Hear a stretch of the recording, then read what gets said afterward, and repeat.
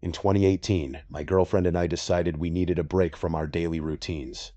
Her name is Alicia, and after so many years together, a weekend getaway sounded perfect. We ended up finding this incredibly beautiful, highly secluded Airbnb in the Hamptons on Long Island. The house was a total dream, sitting right on the beach, where the back door led right to the dunes. During the day, the beach felt almost completely private. Every now and then, we might see a local going for a walk, but we were mostly entirely alone. On our second day, we decided to follow pretty much the same routine. We spent some time swimming in the backyard pool first, before heading out to the beach to lay on our towels and dry off under the sun. The house itself was absolutely gorgeous, with dense woods surrounding the property and the ocean just 10 steps from our back door. We lost track of time and stayed out on the beach for many hours, soaking in the sun until it was around 4 or 5 in the afternoon. As the temperature began to drop slightly, we started packing up our towels. I stood up and stretched my arms, looking back towards the massive house. My eyes stopped on one of the second-story windows, specifically the master bedroom. I froze. I thought for sure I could see the distinct silhouette of someone standing right at the glass, looking straight down at me. But the sun was at an angle that created a heavy glare on the windows, making it hard to tell if my eyes were playing tricks on me. I grabbed Alicia by the shoulder, pointing up at the window, and asked her if she saw that. She looked up but said she did not see anything. I looked back up, but whatever shape I thought I had seen was gone. I told Alicia to keep packing up while I ran back to check things out. I walked inside, ran up the stairs, and pushed open the master bedroom door. The room was completely empty. I checked the closet, looked under the bed, and walked through the other rooms, but there was nobody there. The only sound was the hum of the air conditioners. Then I heard the downstairs door open. It was just Alicia carrying our beach gear. Feeling a bit silly, I decided to just chalk it up to my eyes, playing tricks on me after lying in the sun. Fast forward to that night, which was our final night at the house. Because we knew we had to leave the next morning, we decided to stay out a little later. We went to a couple of the same local bars, enjoyed some drinks, and headed back. By the time we finally drove back, it was already around 11 o'clock. The house was pitch black. I tried to flick the living room light switch, but nothing happened. I looked over at the TV stand, and all the digital clocks were completely dead. The power to the house was out. We looked for a circuit breaker box, but in the dark, we could not find one. It was too late to call the homeowner, so we decided to just head upstairs. We pulled out our phones and used the flashlights to guide our steps, so we wouldn't trip on our faces going up the dark stairs. We got into the bedroom and climbed into bed. The alcohol in Alicia's system worked quickly, and within minutes she was completely knocked out, snoring softly beside me. I, on the other hand, lay there wide awake in the absolute darkness. And then I sat up. I felt a cold chill run down my spine because I heard a faint shuffling sound coming from just outside our bedroom door. I stared at the open doorway, my heart hammering.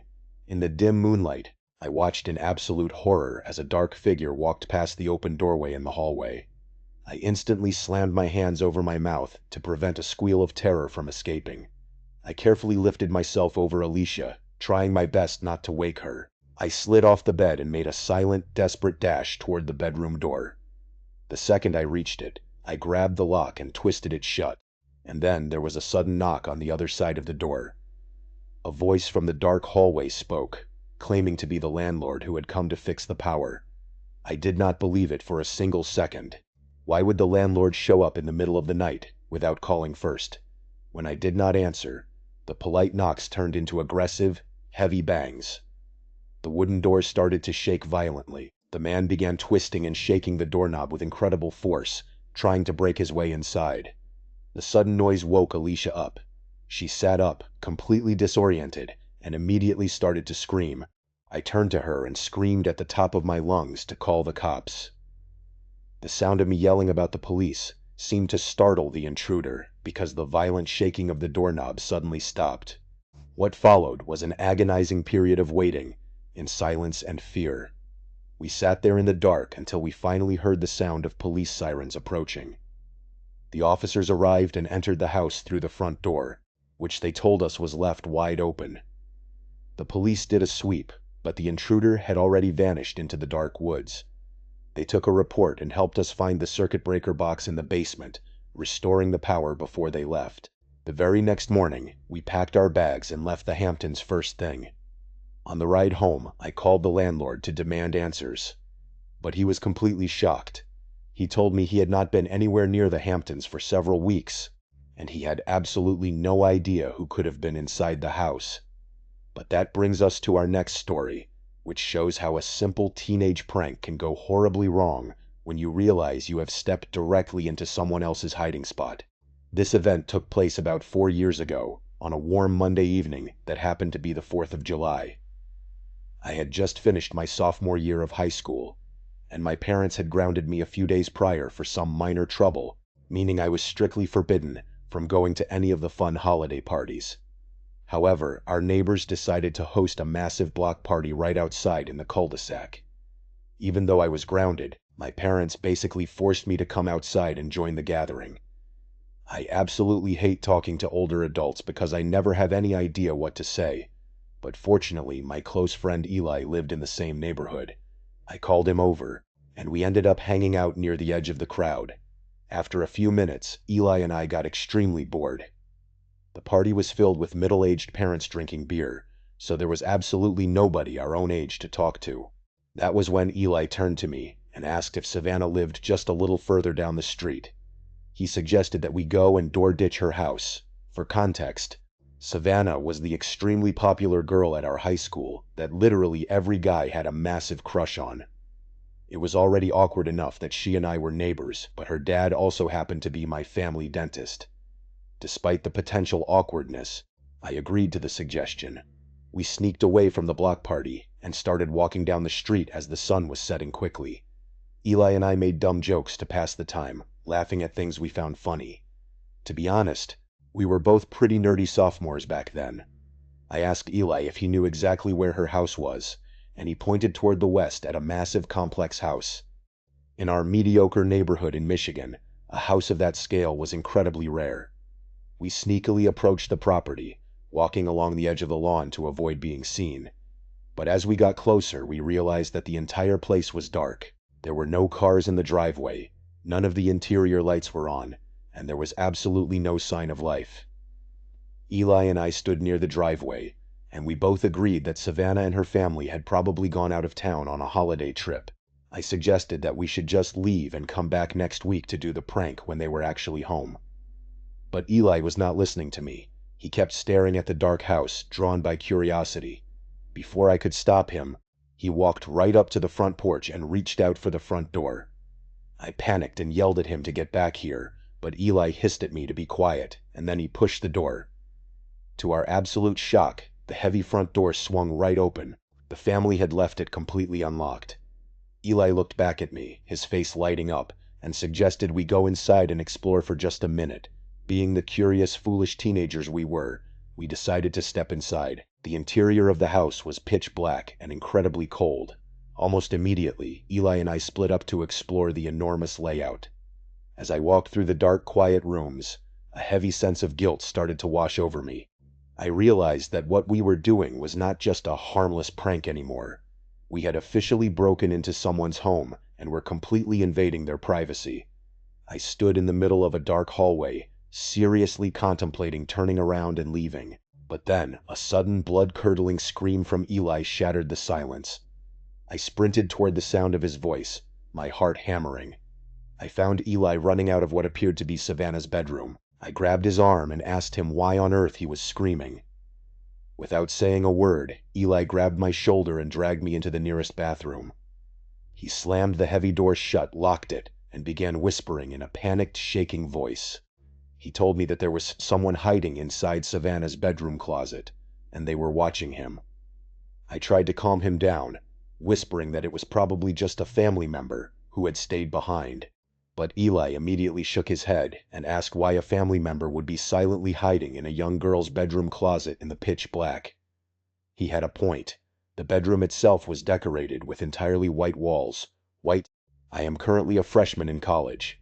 I came home this past week for a funeral, but let's backtrack a little. During my senior year in high school, I spent a lot of my study hall time in the school library, sitting at the computers. I was working hard on some computer science assignments because my laptop at home did not have the JCreator software program installed on it. There were only 2 computers in the entire library that actually had that specific coding program on them. On this day, a boy from my class was sitting at the computer right next to me. He was a very tall, exceptionally pale boy with long black hair that fell forward and completely covered one of his eyes.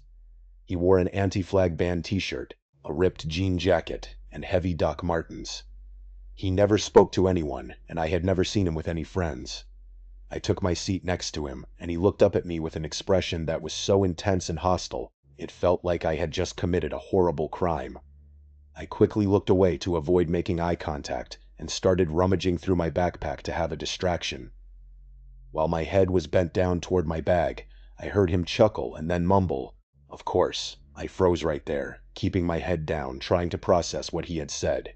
In the end, I just dismissed it. I assumed he was talking to his computer screen, because coding can be incredibly frustrating, and people talk to themselves all the time. I sat back up and quickly typed in my login details. I wanted to break the awkward tension in the air, so I turned to him and remarked that the teacher assigns far too much homework and I could barely keep up with it. His eyes stayed locked onto his screen. Without looking at me, he asked if I wanted the answers. I laughed and told him no thank you, because I would not learn anything that way. Usually I would say yes, but I did not want to see his creepy stare again. It felt like he was looking directly into my soul. He laughed again, a low, incredibly creepy laugh that made me close my eyes and cringe in discomfort. When I opened my eyes a moment later and looked over, he was gone. But he had left his flash drive plugged in. I waited 10 minutes to see if he would return, but he did not. Study hall ended at 10 to 1. So I decided to take it and return it to him in computer science class the next day. It was a really cool flash drive styled exactly like a Swiss Army knife. But after that day, he never came to school again. He was notorious for skipping classes, so for the first month, nobody really questioned his absence. But eventually, May rolled around, and everyone was getting ready to graduate. I had completely forgotten about the flash drive until 2 days ago when I came home. I needed a spare drive for college, and remembered I still had his. I scanned it with Norton, and the program reported that it was safe to open. I was planning to delete everything to use it for a business class PowerPoint. But curiosity got the best of me, and I started looking through his files. The first thing I saw was a folder named Computer Science. I opened it and found the answers to every single assignment from that year. I thought that maybe that was why he had left the drive behind, so I could copy his work, knowing he was never coming back. The second folder was music. Inside were only 3 songs: Running on Empty by Jackson Browne, White Rabbit by Jefferson Airplane, and Helter Skelter by the Beatles. The third was an untitled folder containing an AP literature folder.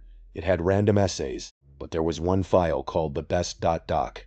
I opened it and found a 10-page document of scanned notebook pages filled entirely with his own first and last name, handwritten over and over. Then things got weird. There were photos of the emergency escape plans on the doors of every single classroom in the school. There was a photo of a lit cigarette on the bathroom floor, and another photo of some coins on the floor with a yellow sticky note next to them that said "chump change" in all caps. But the most terrifying photo was a picture of me. I was sitting at my desk reading a book in my English class, a class that he was not even in. He had somehow taken it without me ever noticing. The last document on the drive was titled Rest in Peace 2, followed by some dots, but it was completely empty when I opened it. I still have no idea if this was a dark joke, or if he simply disappeared because he realized he lost his hard drive. That mystery still puzzles me, but it is not the only chilling thing I have experienced. This next story happened a few years ago to me and a friend I will call Ally. We are now 15, meaning we were 12 when this occurred. Ally and I had been friends since 2nd grade and spent all of our weekends together. We were obsessed with the paranormal and believed every house we visited was haunted. We would go on ghost hunts using an old flip phone to record audio, hoping to catch some spooky sounds. But there is one night that stands out from the rest, a night that still haunts me to this day. It was around midnight on a weekend, and we were wide awake and full of energy. We decided to do another ghost hunt in my basement. We got the flip phone ready for audio, and we also borrowed my dad's touchscreen phone to record video. That was the first and last time we ever used that phone. My house was very old-fashioned. Down the basement stairs, there was a large storage room, then a medium room for the washer and dryer, and at the very back, a small, dark cell-type room that we never used because it was too creepy. Allie and I walked down, turned on the devices, and began asking the usual questions like, "Is anyone here?" "Give us a sign." We eventually got bored and went back upstairs to my bedroom to watch the tape. We were incredibly excited to be ghost hunters, but we were disappointed to find nothing unusual on the first watch. We played some board games to pass the time. Later, we both agreed to watch the video again, just in case we had missed something. As we played it a second time, a heavy negative energy seemed to fill the room. This time, we paid close attention and clearly heard heavy footsteps that did not belong to us. And then, we saw something on the tape that I still see when I close my eyes. The camera was pointed at Ally, and right behind her, standing in the dark, was a distorted, almost human figure with bright white eyes staring directly at us through the screen. We shut the phone off immediately, paralyzed by fear. We could not tell my dad because he was fast asleep. We kept it a secret, and we never went down to that basement again. Ally and I still dream about what we saw that night. While supernatural fears are terrifying, real people can be much worse. This happened during Halloween in 2014. My name is Max, and I am from Findlay, Ohio. Back then, I went to Van Buren High School, which was in a nice village nearby. But there were some real creeps, and the local hotspot for them was Van Buren State Park. The park was notorious for crimes like assaults and rapes, but I had been there many times with my friends to ride bikes, set off fireworks, or go fishing, so I never thought much of it. During the summer before my senior year, I enlisted in the Army National Guard, so staying in shape was important. On Halloween afternoon, I asked my friend Ian to run the park trails with me. I pulled into the parking lot to wait for him when I noticed an old silver car with a bald, disturbing man sitting inside. He was staring directly at me with a wide-eyed, hungry look. We made eye contact, and he nodded slowly without breaking his glare. I nodded back, feeling highly uncomfortable, and immediately sped out of the lot. Looking in my rearview mirror, I saw that he was following me. I drove fast and pulled into the high school parking lot, where I finally lost him. I called Ian to warn him, but just then, I got a text from him saying he had arrived at the park. My stomach sank, and I drove straight back to make sure he was safe. When I pulled in, I saw Ian's car, and parked just 2 spaces away was the bald man in the silver car, still staring. I signaled to Ian, and he followed me in his car to a different lot. We got out to inspect the trails, leaving our phones in our cars. As we walked back up the hill, we saw the silver car circling the lot, looking for us. Since we were down on the hill, he could not see us. We waited a few minutes for him to leave. We figured we were both young athletes and could take him if he tried anything. When we got to the top, he was gone. We decided to run the trails anyway, but I made sure to grab a heavy rock to use as a weapon. I will never know what his intentions were, but it could not have been good. Today, I am an infantryman in the National Guard. Sometimes when I go home, I drive by the state park at night.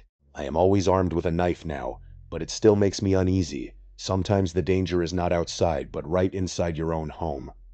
When I was 19, my bedroom had a large storage closet next to my bed. The door was a heavy square piece of wood with no handle or hinges. One morning, I woke up to find the door leaning against my bed. I figured it had just fallen out, so I pushed it back into place and went to school. The next night, I woke up around 4 in the morning to a strange noise and saw the door leaning on my bed again.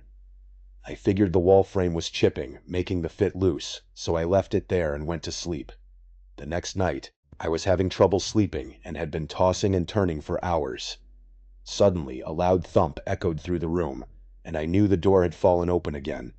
I decided to just leave it open, but a moment later, I heard the faint rustle of a plastic bag coming from inside the dark closet. There was no draft in my room.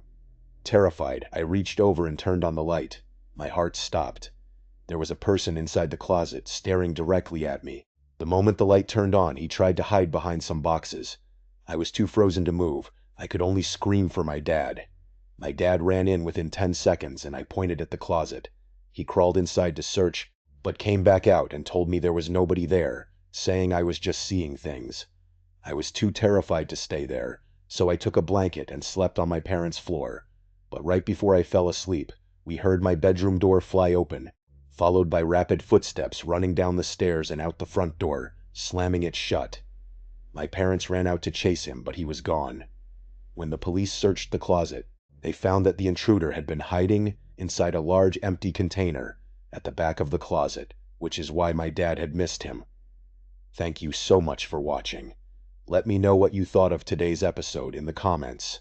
And remember, we have a whole playlist of true crime episodes ready for you to binge right now. Until next time. See ya. Back when my cousin Cody and I were in our early 20s, we used to go on a lot of camping trips.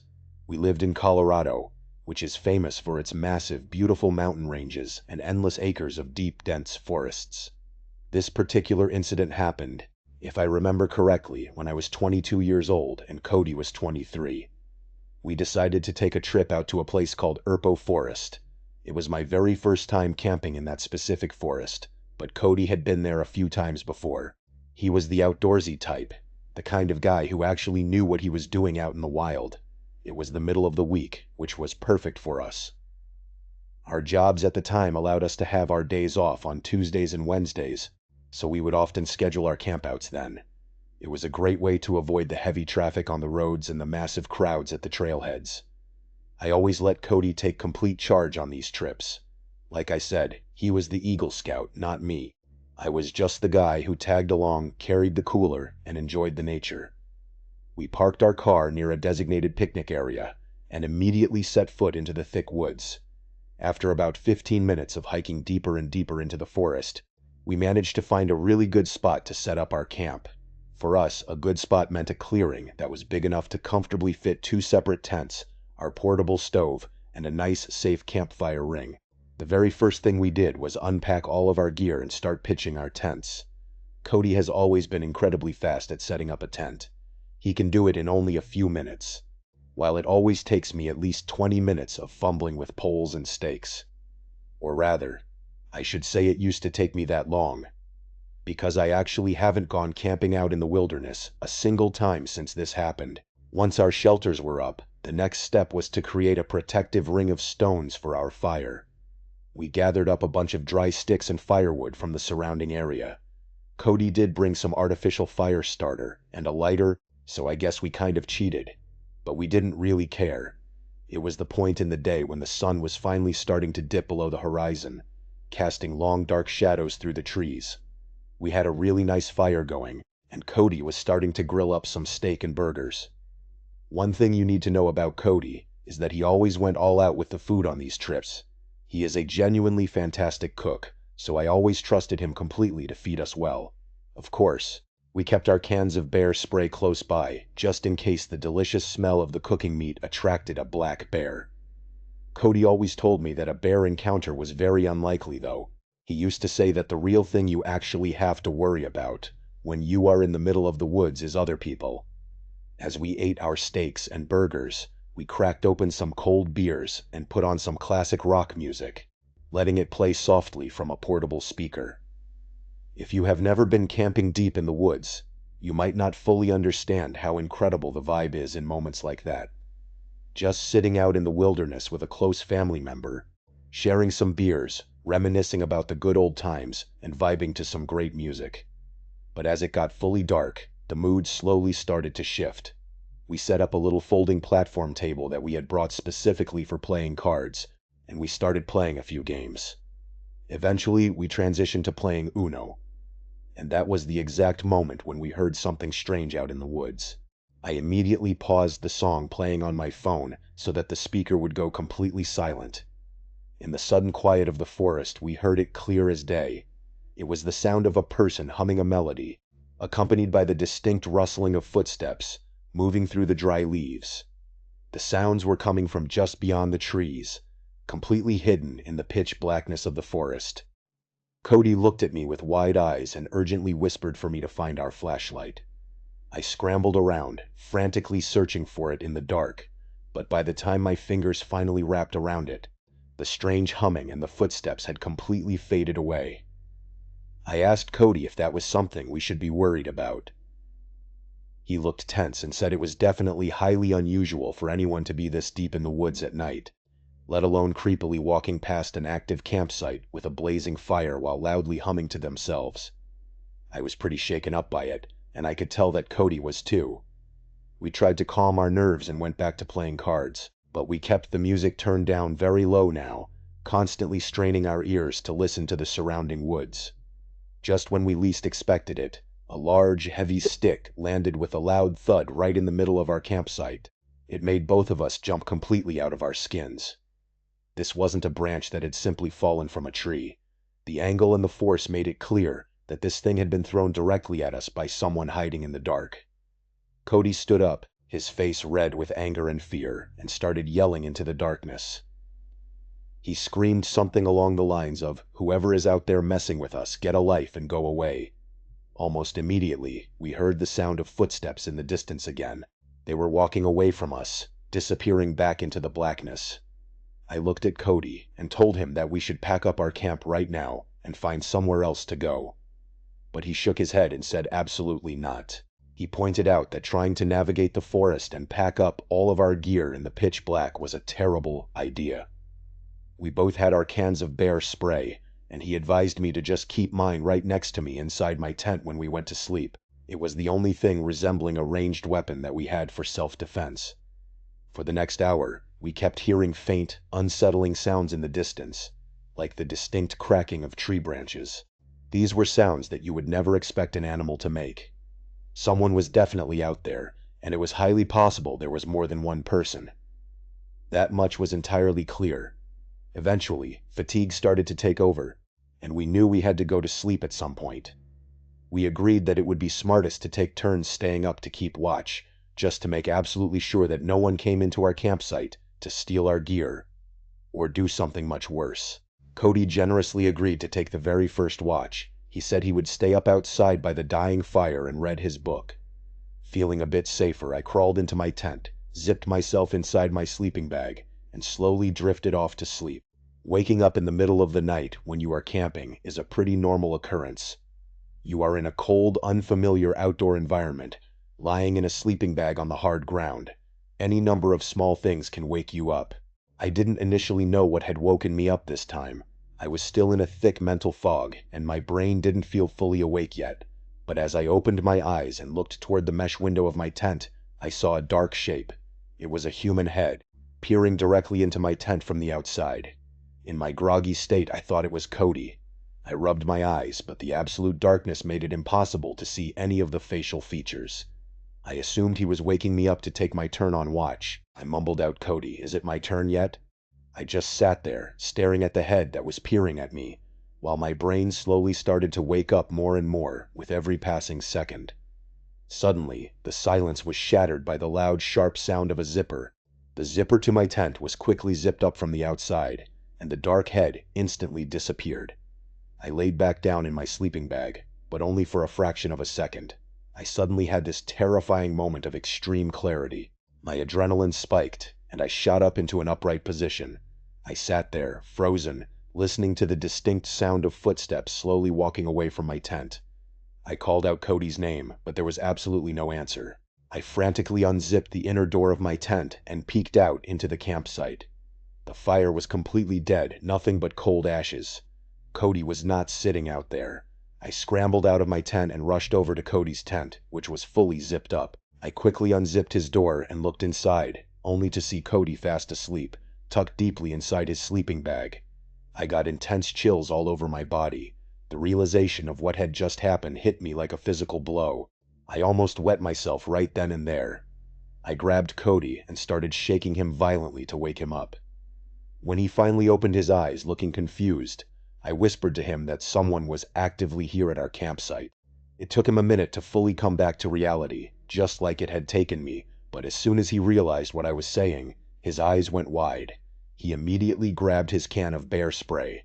He admitted to me that he must have dozed off while he was reading his book during his watch. He decided that it would be safest if I slept in the tent with him for the rest of the night. But to do that, I needed to go back to my tent and grab my sleeping bag. Cody stepped outside of his tent with me, holding his bear spray ready, standing watch in the dark campsite as I ran over to my tent. As I scrambled inside my tent, desperately grabbing my sleeping bag, That goddamn humming sound started up again from the darkness outside. I froze, my heart pounding in my ears. Outside, Cody whispered loudly for me to hurry the hell up. I asked him if he could hear that too, and he whispered back that he did. We both scrambled back into his tent as fast as we could. Zipping it shut tightly and holding our cans of bear spray close to our chests, I can tell you honestly, in those terrifying moments, I wanted nothing more than for a massive grizzly bear to come crashing into our camp and save the day. The hours dragged on agonizingly slow. I stayed wide awake, staring at the tent wall, while Cody eventually drifted back to sleep. After 3 long, horrible hours of absolute terror, the sky finally began to lighten. When Cody woke me up, it was almost dawn. There was enough light outside to see, so we immediately started packing up our things. We didn't care about folding things neatly. We just shoved everything into our bags as fast as humanly possible. By the time we were finished, there was plenty of daylight to hike back to our car. While we easily could have driven somewhere else and spent our second night camping in a different area, neither of us had any interest in doing that anymore. This had been an incredibly haunting experience, and I think we both just wanted to be back in the absolute safety of our own houses. It has been 6 years since that night happened. Cody has hit me up a few times over the years, asking if I wanted to go camping again, but I have never had any interest in going back out there since that experience. People are just far too scary. Why was someone out there in the middle of nowhere, stalking our campsite in the dead of night? And the mental image of that stranger's head just silently looking into my tent in the dark is something that will haunt my nightmares for the rest of my life. I honestly think I may never go camping ever again. Whenever I was scared of something as a kid, my dad would always tell me a very specific piece of advice. He told me that in this life you should never be scared of ghosts or monsters. He said you need to fear the living, because they are the only ones who can actually hurt you. In my late teenage years, I suddenly came into a decent amount of money. My father had tragically committed suicide, and I received a significant inheritance from his estate. At the time of my dad's passing, he and my mom owned a beautiful rustic cabin up in Oregon, located right by Mount Bachelor. The cabin had recently been put up for sale because my mom could no longer afford to keep up with the monthly mortgage payments. Renting it out to tourists was barely covering the costs, and it was becoming a massive financial burden. The cabin was scheduled to officially go on the real estate market in less than a month, and my mom was in the middle of finalizing all the necessary paperwork with her realtor and lawyer. Because of this, for that final month, the cabin was not going to be rented out to anyone. It was just going to sit completely vacant. I saw this as a perfect opportunity to get away from everything for a while and clear my head. My life had been incredibly chaotic and painful in light of my father's death, and I desperately needed some peace. I quit my job, packed up all of my snowboarding gear, grabbed my loyal dog, Midnight, and drove up to the cabin in my dad's old car. My first 2 days at the cabin were completely normal. Nothing out of the ordinary happened at all. I spent my daytime hours playing with Midnight in the deep snow and hitting the slopes for some snowboarding. In the evenings, I would just relax by playing PlayStation, listening to music, and having a few drinks out on the wooden balcony. I had fully stocked up on food, cigarettes, and liquor before arriving, so I didn't have any reason to leave the property unless I wanted to. Aside from going out to hit the slopes, I was a complete shut-in. With Midnight's silent company, some DVDs, and my games, I was actually quite content. I was finally starting to feel a sense of relaxation after all the intense drama that had preceded my trip. The cabin itself was a beautiful 2-story structure. The bottom floor consisted of a cozy living room, a small kitchen, and a side guest bedroom. The upstairs portion of the house had 2 more rooms, including the master bedroom, which had a walkout balcony attached to it. I spent almost all of my time either in the living room, the kitchen, or the upstairs master bedroom. I never had any reason to venture into the other rooms, so I kept the doors leading into them closed at all times. On the 3rd day of my stay, I was going through my usual routine. It was a day of incredibly heavy snowfall, so instead of going out to snowboard, I decided to just stay inside where it was warm. That was the day when things started to get a little bit weird. In our immediate area, there were only 2 other cabins. They were adjacent to ours, situated maybe a block away from one another. All of the other cabins in the area were located about a mile or so down the road. We were completely surrounded by dense forest and towering pine trees. Both of those adjacent cabins were completely empty, and from my first couple of days there, I knew for a fact that absolutely no one was staying in them. Around midday, I went outside to let midnight run around. As I walked around the perimeter of the cabin, I noticed what looked like human footprints in the deep snow surrounding the house. Since it was still snowing quite heavily, the footprints looked semi-fresh. It looked like someone had walked by within the last 20 to 30 minutes. I tried to rationalize it, thinking that maybe someone had recently checked into one of the neighboring cabins, and I just hadn't noticed them. I figured they might be a shut-in just like me, but the footprints led away from my cabin and disappeared into the densest, darkest part of the pine trees. I decided to disregard it, shook off the weird feeling, and went back inside. When nighttime came around, I decided to head up to the master bedroom to go to sleep. Midnight was lying comfortably on the bed right next to me when I suddenly noticed his ears perk up. He went into a tense, listening position. A second later, he quickly jumped off the bed and ran downstairs to the living room. I lay there in the dark bed, staying completely silent. I was honestly starting to get freaked out. I could hear Midnight pacing back and forth downstairs, his claws clicking on the wooden floors. After about 5 minutes, he ran back upstairs to my room and started doing his little doggy dance, which was his universal sign that he urgently needed to go outside to pee. I couldn't say no to him, so I grabbed his leash. We went downstairs and stepped out onto the snowy driveway. But as soon as we got outside, Midnight didn't even attempt to pee. Instead, he immediately started pulling hard on his leash, trying to drag me toward the edge of the property. He kept staring intently into the dense, dark trees where I had seen the footprints earlier. He was also sniffing the side of the cabin walls and looking up toward the roof. Once he realized that I was absolutely not going to let him drag me into the dark woods, he sat himself down in the snow and just stared blankly into the pitch blackness. It was highly unusual behavior for him, but I tried to tell myself that there was probably just some wild animal out there, like a deer or a raccoon, that he wanted to chase down. I didn't want to chase anything in the freezing cold, so I pulled him back inside, locked the door, and we both went back upstairs to bed. About half an hour later, I was lying in bed trying to drift off when I heard a terrifying sound. It sounded exactly like heavy hooves walking directly on my roof. It was a distinct series of about 6 steps. I tried desperately to rationalize it. I told myself it was probably just a heavy pine cone falling from a branch onto the roof, or maybe a small forest animal running across the shingles. But deep down, I knew the steps were spaced too far apart. They had the distinct stride length of a full-grown human man. It was completely freaking me out. Midnight heard the noise too. He bolted off the bed and ran straight to the balcony screen door, whining and expecting me to let him out. At the time, I considered myself to be a pretty tough guy. I was fairly well built, strong, and confident that I could handle myself in a fight, so I grabbed my heavy coat, put on my shoes, grabbed my pack of cigarettes and a strong flashlight, and stepped out onto the master bedroom balcony. As soon as I got outside into the freezing air, I lit up a cigarette and started scanning the roof with the beam of my flashlight. There was absolutely nothing there. The thick layer of snow on top of the roof was completely undisturbed. It was incredibly weird. I started to wonder if it was all just in my head. Maybe Midnight was just feeding off my own growing paranoia. I started to calm down a bit, taking deep drags of my cigarette as my eyes slowly adjusted to the darkness.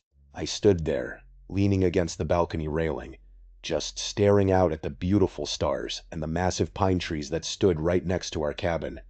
And that was when my heart stopped. In a massive pine tree that was slightly taller than our cabin, located about 20 feet away from where I was standing on the balcony, I saw something. Squatting in a crouched position in between 2 thick branches was what looked like a man, but as I stared at it, I realized it was completely wrong. The figure looked freakishly tall, easily 8 or 9 feet long if it were to stand up. It was unbelievably skinny, almost skeletal. It was squatted on one branch, and its freakishly long, pale white arms were extended high above its head, gripping the branch above it for support. Its mouth was stretched wide open in a silent, expressionless gasp. I couldn't comprehend what I was looking at. I wasn't even sure if my eyes were playing tricks on me in the dark. I stood there, completely frozen, unable to move a single muscle. I heard Midnight stand up behind me, pacing nervously on the balcony and letting out a series of low, threatened growls. The thing in the tree didn't move a millimeter. It just stayed in that bizarre crouched position, staring toward me with its mouth wide open. I put my cigarette out against the railing. I debated shining my flashlight directly at it, but a primitive voice in the back of my mind was absolutely screaming at me not to do it. I slowly walked backward, keeping my eyes on the tree, and pulled Midnight inside the bedroom with me. Once we were inside, I locked the heavy glass door securely. I finally built up the courage to shine my flashlight through the glass directly at the tree, but there was nothing there anymore. The branches were completely empty. I quickly shut the heavy curtains, blocking out the view, and retreated back to the safety of my bed. But the nightmare wasn't over. Later on in the night, as I lay wide awake in the dark, I started hearing a light, rhythmic tapping sound coming from the balcony screen door. It sounded exactly like someone was gently tapping on the glass pane with their fingernails. It was a consistent, slow tap that did not stop for nearly an entire hour.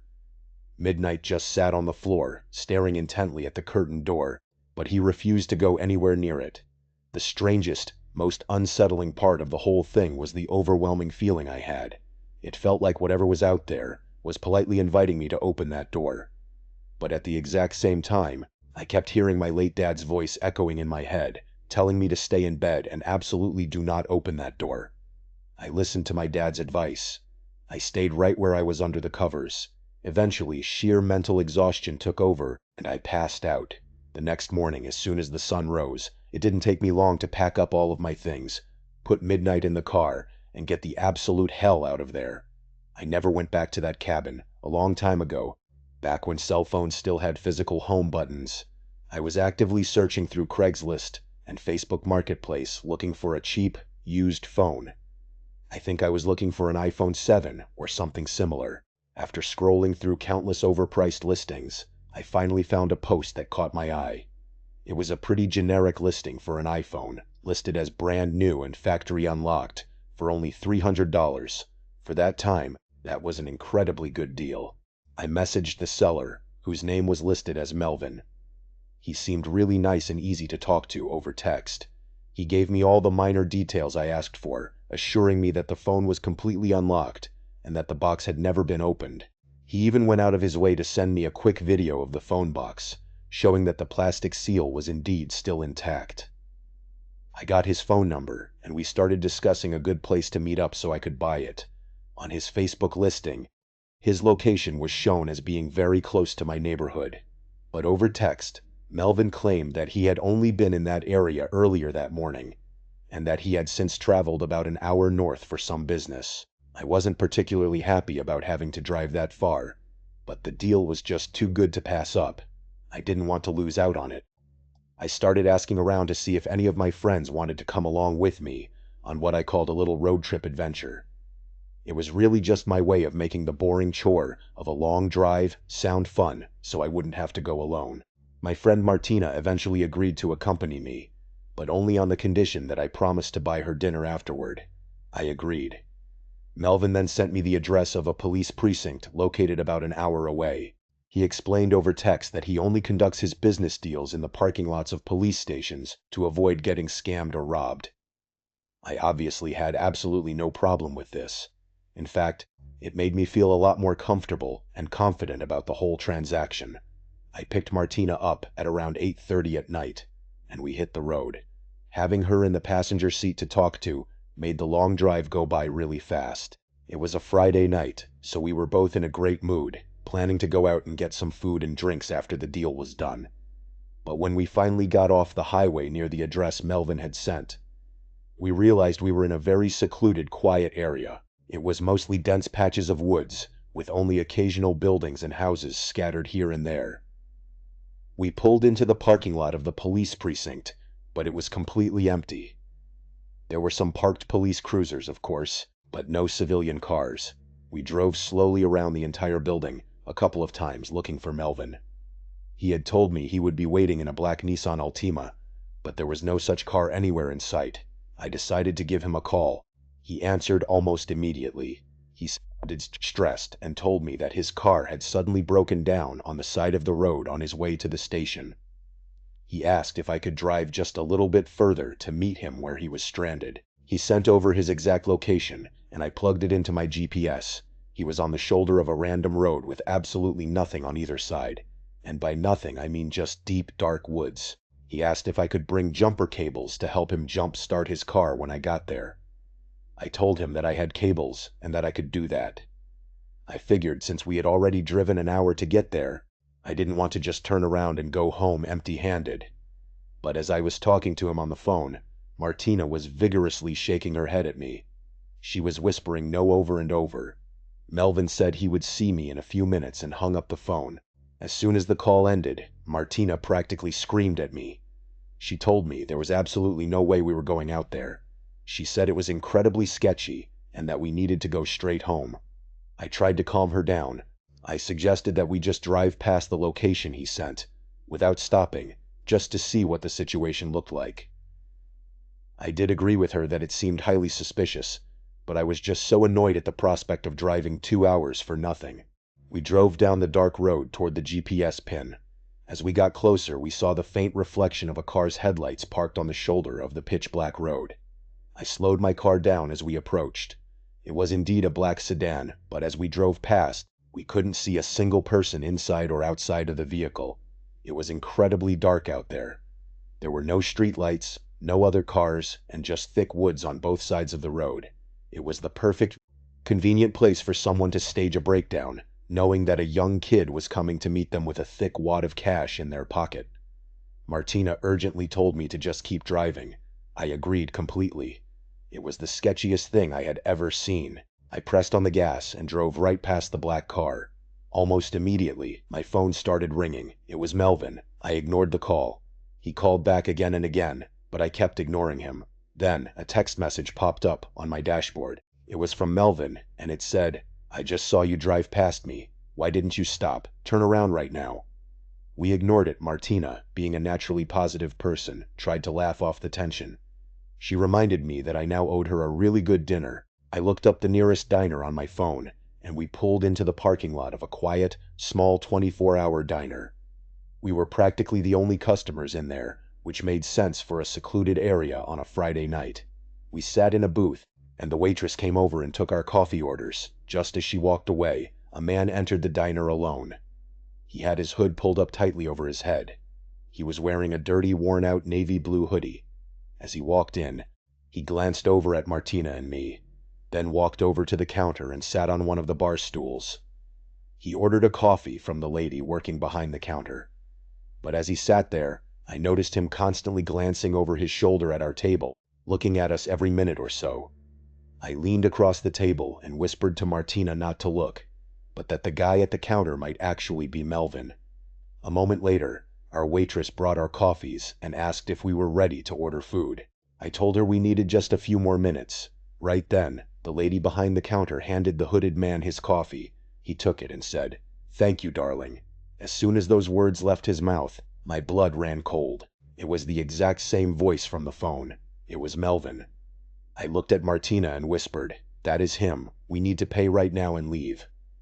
I waved our waitress over as quickly as possible and asked if we could just get the check for the coffees. I saw the man at the counter stiffen and look directly at us as I asked for the bill. The waitress looked confused and asked if everything was okay.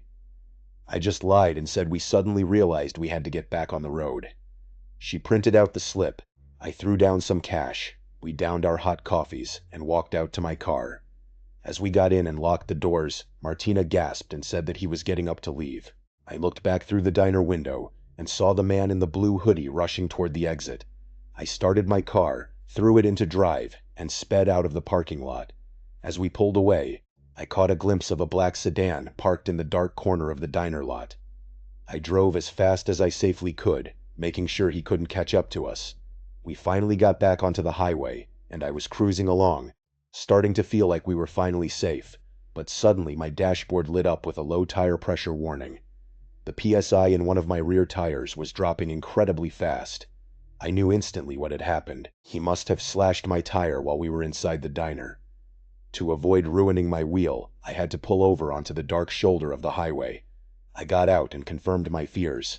There was a clean, deep slice in the sidewall of my tire. It took me about 15 minutes in the freezing cold to swap the tire out with my spare. The entire night had turned into an absolute disaster. But true to my word, I still took Martina to get some food at a different place once we got closer to home. Now, years later, Martina and I look back on this as a crazy story that we tell at parties. But deep down, it is absolutely horrifying to think about how close we actually came to walking right into a dangerous trap. A few years ago, I was seeing this girl for a couple of weeks. We had met on a popular dating app and had gone on 2 pretty decent dates. Her name was Phoebe. She was about 4 years older than me, which I didn't mind at all. Our first date had been a simple night of getting drinks at a local bar. And for our second date, we actually went out with a group of my close friends on the weekend. After the hangout, my friends had pretty neutral opinions about her. When I asked what they thought, they just said she seemed nice, but was a little bit quiet. It wasn't until much later that they actually revealed what they really thought of her. A few days after that second date, Phoebe invited me to go with her to an upcoming high school reunion party. She explained that she really didn't want to go to the event alone, and honestly, since she had gone out of her way to hang out with my friends, I felt like I owed her a favor. So, I agreed to go. The reunion was scheduled for a Saturday evening in the middle of the fall. I found it a bit strange because she told me the event wasn't being organized by the school administration at all. Instead, she said it was being organized and funded by a very wealthy guy from her graduating class, and it was being hosted at his private estate. Now, I haven't had my own high school reunion yet, but as far as I know, these events are almost always held at local bars, restaurants, or rented banquet halls. Having it at a private house seemed a bit unusual, but I didn't think too much of it. We drove over to the address she gave me, and I had to admit, the house was absolutely massive and very fancy. It had a large wrought iron gated driveway, but as we pulled up I noticed there were no luxury cars parked anywhere in sight. In fact, there weren't many cars parked out front at all. I just assumed that maybe the wealthy owner had parked his own cars inside the closed garage to make room for guests. But the very second we stepped through the front door and entered the foyer, the vibe felt incredibly off. I felt like every single person in the room immediately stopped what they were doing and stared directly at us. More specifically, they were staring at me. A few people slowly walked up to Phoebe, gave her polite hugs, and then immediately shifted their intense focus onto me. I felt like I was being aggressively interrogated. They started asking me incredibly deep, personal questions about my life. They wanted to know what I did for a living, where I grew up, who I lived with, and what my financial situation was. Eventually, Phoebe pulled me away from the group, but only to lead me over to another group of people who proceeded to ask me the exact same types of intrusive questions. I also noticed something else that felt highly unusual. Everyone in the room seemed to be significantly older than 28, which was the age Phoebe had told me she was. Many of these people looked like they were easily in their late 30s or even early 40s. I leaned over and made a quiet comment about it to Phoebe. She just laughed it off and said that some of her old classmates simply weren't aging very well. I asked her if she actually remembered all of these people from her school days, and she insisted that she did. I then asked her who the host of the party was, because I was genuinely curious to meet the owner of such a beautiful estate, but she just shrugged and said she hadn't seen him around yet. Throughout the entire time I was there, I felt like everyone in the room was shooting me daggers with their eyes. They would not look away from me. I whispered this to Phoebe, feeling increasingly uncomfortable, but she just smiled and said they were probably just wondering who the handsome new guy was. At the time, I tried to accept that as a logical explanation, but the awkwardness in that house was growing by the minute. It is hard to fully put into words, but this was absolutely not what a normal high school reunion feels like. There was no music playing in the background at all, which made the quiet conversations in the room feel incredibly stark. Furthermore, everyone was dressed very strangely. They weren't dressed like normal people in their late 20s. I was getting so incredibly uncomfortable with the constant, unblinking stares I was receiving that I finally told Phoebe I needed to run to the restroom. Realistically, I didn't actually have to use the bathroom. I just desperately wanted to get out of that tense room and clear my head. I walked out into the massive, quiet hallway. I didn't even have a drink in my hand to make me look natural. I was just wandering around this giant, silent house empty-handed, and every single person I passed in the corridors just stopped and stared at me. I finally found a bathroom, stepped inside, and locked the door securely behind me. I leaned against the sink and took a deep breath, trying to re-ether my thoughts and take a break from the suffocating awkwardness outside. I pulled out my phone and frantically texted my friends, telling them about how incredibly weird this supposed reunion was. I asked them how I could politely convince Phoebe that we needed to leave early. We had only been there for about 30 to 40 minutes, and this mysterious, wealthy host was still nowhere to be found. Suddenly, my phone buzzed. It was a text from Phoebe asking where I had gone. I replied that I was just in the bathroom and would be out in a minute. I followed that up by texting her that the party felt really weird and that I was down to leave soon. She texted back, asking why. I replied that everyone was acting incredibly strange. Just then, there was a loud, firm knock on the bathroom door. I realized I couldn't just sit in there forever, so I quickly washed my hands, unlocked the door, and stepped out. Standing outside was a guy who looked like one of the younger people at the gathering. As I stepped past him, he leaned in close and said in an incredibly low, hushed voice, "You need to leave right now. That girl is not who she says she is." I completely froze in the middle of the hallway. I looked at him and stammered, "You mean Phoebe?" The guy smirked, looked around the empty hallway and whispered, "Whatever she told you her name was." He then asked me what she had told me this party was. I told him that she told me it was her high school reunion. The guy let out a dark chuckle and said, "Do these people look like they are here for a high school reunion?" He leaned in one last time and said, "Trust me, leave sooner rather than later." Then, he quickly stepped into the bathroom and shut the door. I stood there, my mind racing. I was already highly suspicious of everything going on in that house, and that guy's warning completely confirmed my worst fears. I decided right then and there that I wasn't going to go back into that room.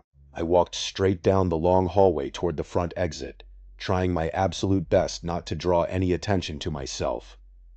I could still feel the heavy stares of the remaining guests on the back of my neck as I reached the door. I walked out into the cool night air, got straight into my car, and drove home. Phoebe texted me a few minutes later, asking where I had gone. I didn't reply right away. When I finally got back to the safety of my apartment, I decided to do a search of her phone number on a public records website called White Pages. As I suspected, the phone number was absolutely not registered under the name Phoebe. The name that came up on the screen was Claire Foster furthermore. The home address listed for her on the database was completely different from the house where I had picked her up for our first 2 dates.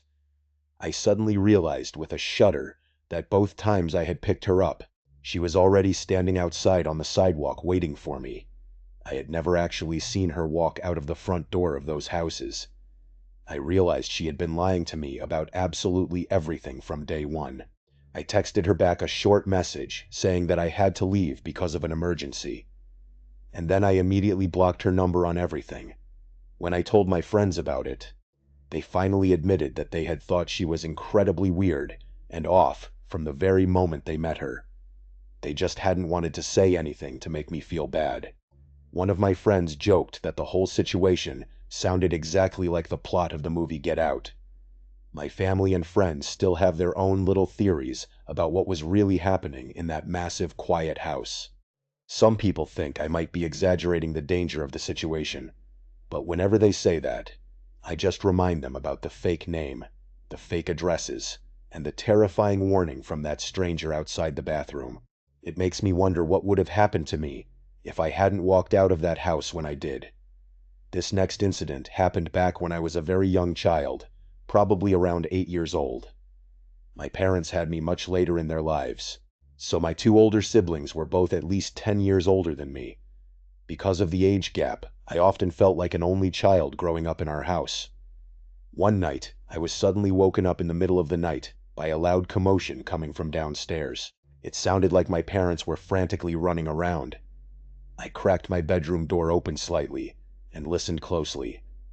I could hear my parents talking in panicked, stressed voices, but I couldn't quite make out what they were saying. I crept out of my room, walked over to the top of the dark stairway, and called down to them. My mom quickly came to the bottom of the stairs, looked up at me, and told me in a firm but loving voice to go straight back to bed. I was a good kid, so I didn't ask any questions. I just turned around and went back to my room. I was lying in bed, trying to fall back asleep, when I heard the heavy front door downstairs slam shut. After that, the entire house fell into a deep, dead silence. I assumed that my parents had left the house for some reason, though I had no idea why they would do that in the middle of the night. Either way, I tried to stay calm and eventually drifted back to sleep. Sometime later, I was woken up again by sounds coming from downstairs. It was the distinct sound of the front door gently closing, followed by the sound of footsteps walking across the floor, but there was absolutely no talking. Naturally, my young mind assumed that my parents had just gotten back home and were trying to be as quiet as possible so they wouldn't wake me up. I heard occasional soft thuds and footsteps moving around the lower level of the house. I could hear kitchen drawers and cabinets being opened and closed, and I was sure I heard the distinct seal of the refrigerator door opening. I figured it was probably my older brother Chris. He was 18 at the time, already driving, and he had a habit of staying out very late with his friends. Him coming home at 2 in the morning and rummaging through the fridge for a late-night snack was a completely normal occurrence in our house. These were all logical, comforting explanations that I was telling myself to keep from getting scared. But then I heard the footsteps leave the kitchen and start coming up the stairs. They were getting louder and closer with every step. The footsteps reached the top landing and made their way directly toward my bedroom door. I watched as my door slowly and quietly creaked open. I didn't sit up or make a sound. I just lay there with my eyes wide open, staring at the opening. There were no lights on in the hallway, so the person walking around was doing so in complete darkness. All I could see was a large black silhouette standing in my doorway, with the distinct shape of a head peering in at me.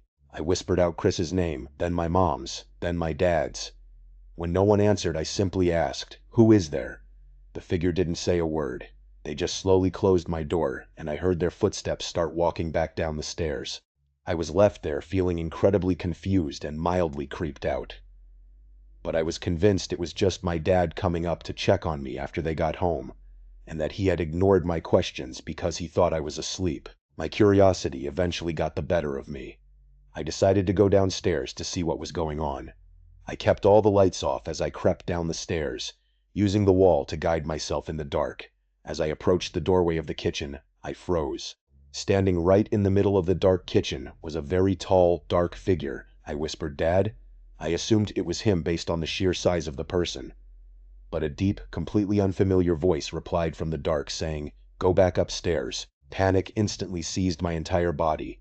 I turned around and sprinted up the stairs as fast as my little legs could carry me. I slammed my bedroom door shut, jumped under my covers, and pulled them over my head. I sat there shivering, my mind spinning. The only thing my innocent 8-year-old brain was focused on was why my dad's voice had sounded so incredibly strange. The horrifying reality that a complete stranger was currently standing in our kitchen hadn't even dawned on me yet. A little while later, I heard the front door open again, followed by another loud commotion downstairs. This time, I heard the familiar, unmistakable voices of my actual parents. I crept back to the top of the stairs, and when my mom saw me standing there, she looked completely shocked and asked why I was still awake. I asked her what had happened. She explained to me that my brother Chris had gotten into a bad car accident, but that he was going to be fine. I found out months later that Chris had been driving in a condition he shouldn't have been in, and my parents had received an emergency call from the hospital. They had rushed out of the house in a complete panic to go see him, leaving me asleep in my bed. I asked my dad if he had come up to my room to check on me earlier. That was the exact moment when the color completely drained from both of my parents' faces. They realized they had been gone for hours, and neither of them had been in the house. My mom started screaming at my dad, realizing that in his rush to leave, he had completely neglected to lock the front door. When I told them about the dark figure standing in my doorway and the strange man in the kitchen who told me to go upstairs, my dad immediately grabbed his gun and started searching the entire house. while my mom frantically called the police. The last thing I remember from that night was sitting wrapped in a blanket, trying to explain my story to a police officer. My parents later told me they felt like absolute fools having to explain to the cops that they had accidentally left their 8-year-old child home alone with the front door wide open in the middle of the night. Thankfully, nothing of value was stolen from the house, and the intruder clearly didn't have the intention of harming me, since he had simply told me to go back upstairs. But having a complete stranger wander around your dark home is a terrifying experience for anyone. Now, imagine experiencing that when you are only 8 years old. For a brief period in my life, I worked as a professional direct care aide. My job was to assist individuals with developmental disabilities in their daily lives. On one particular occasion, I was hired to watch over a 65-year-old woman named Martha.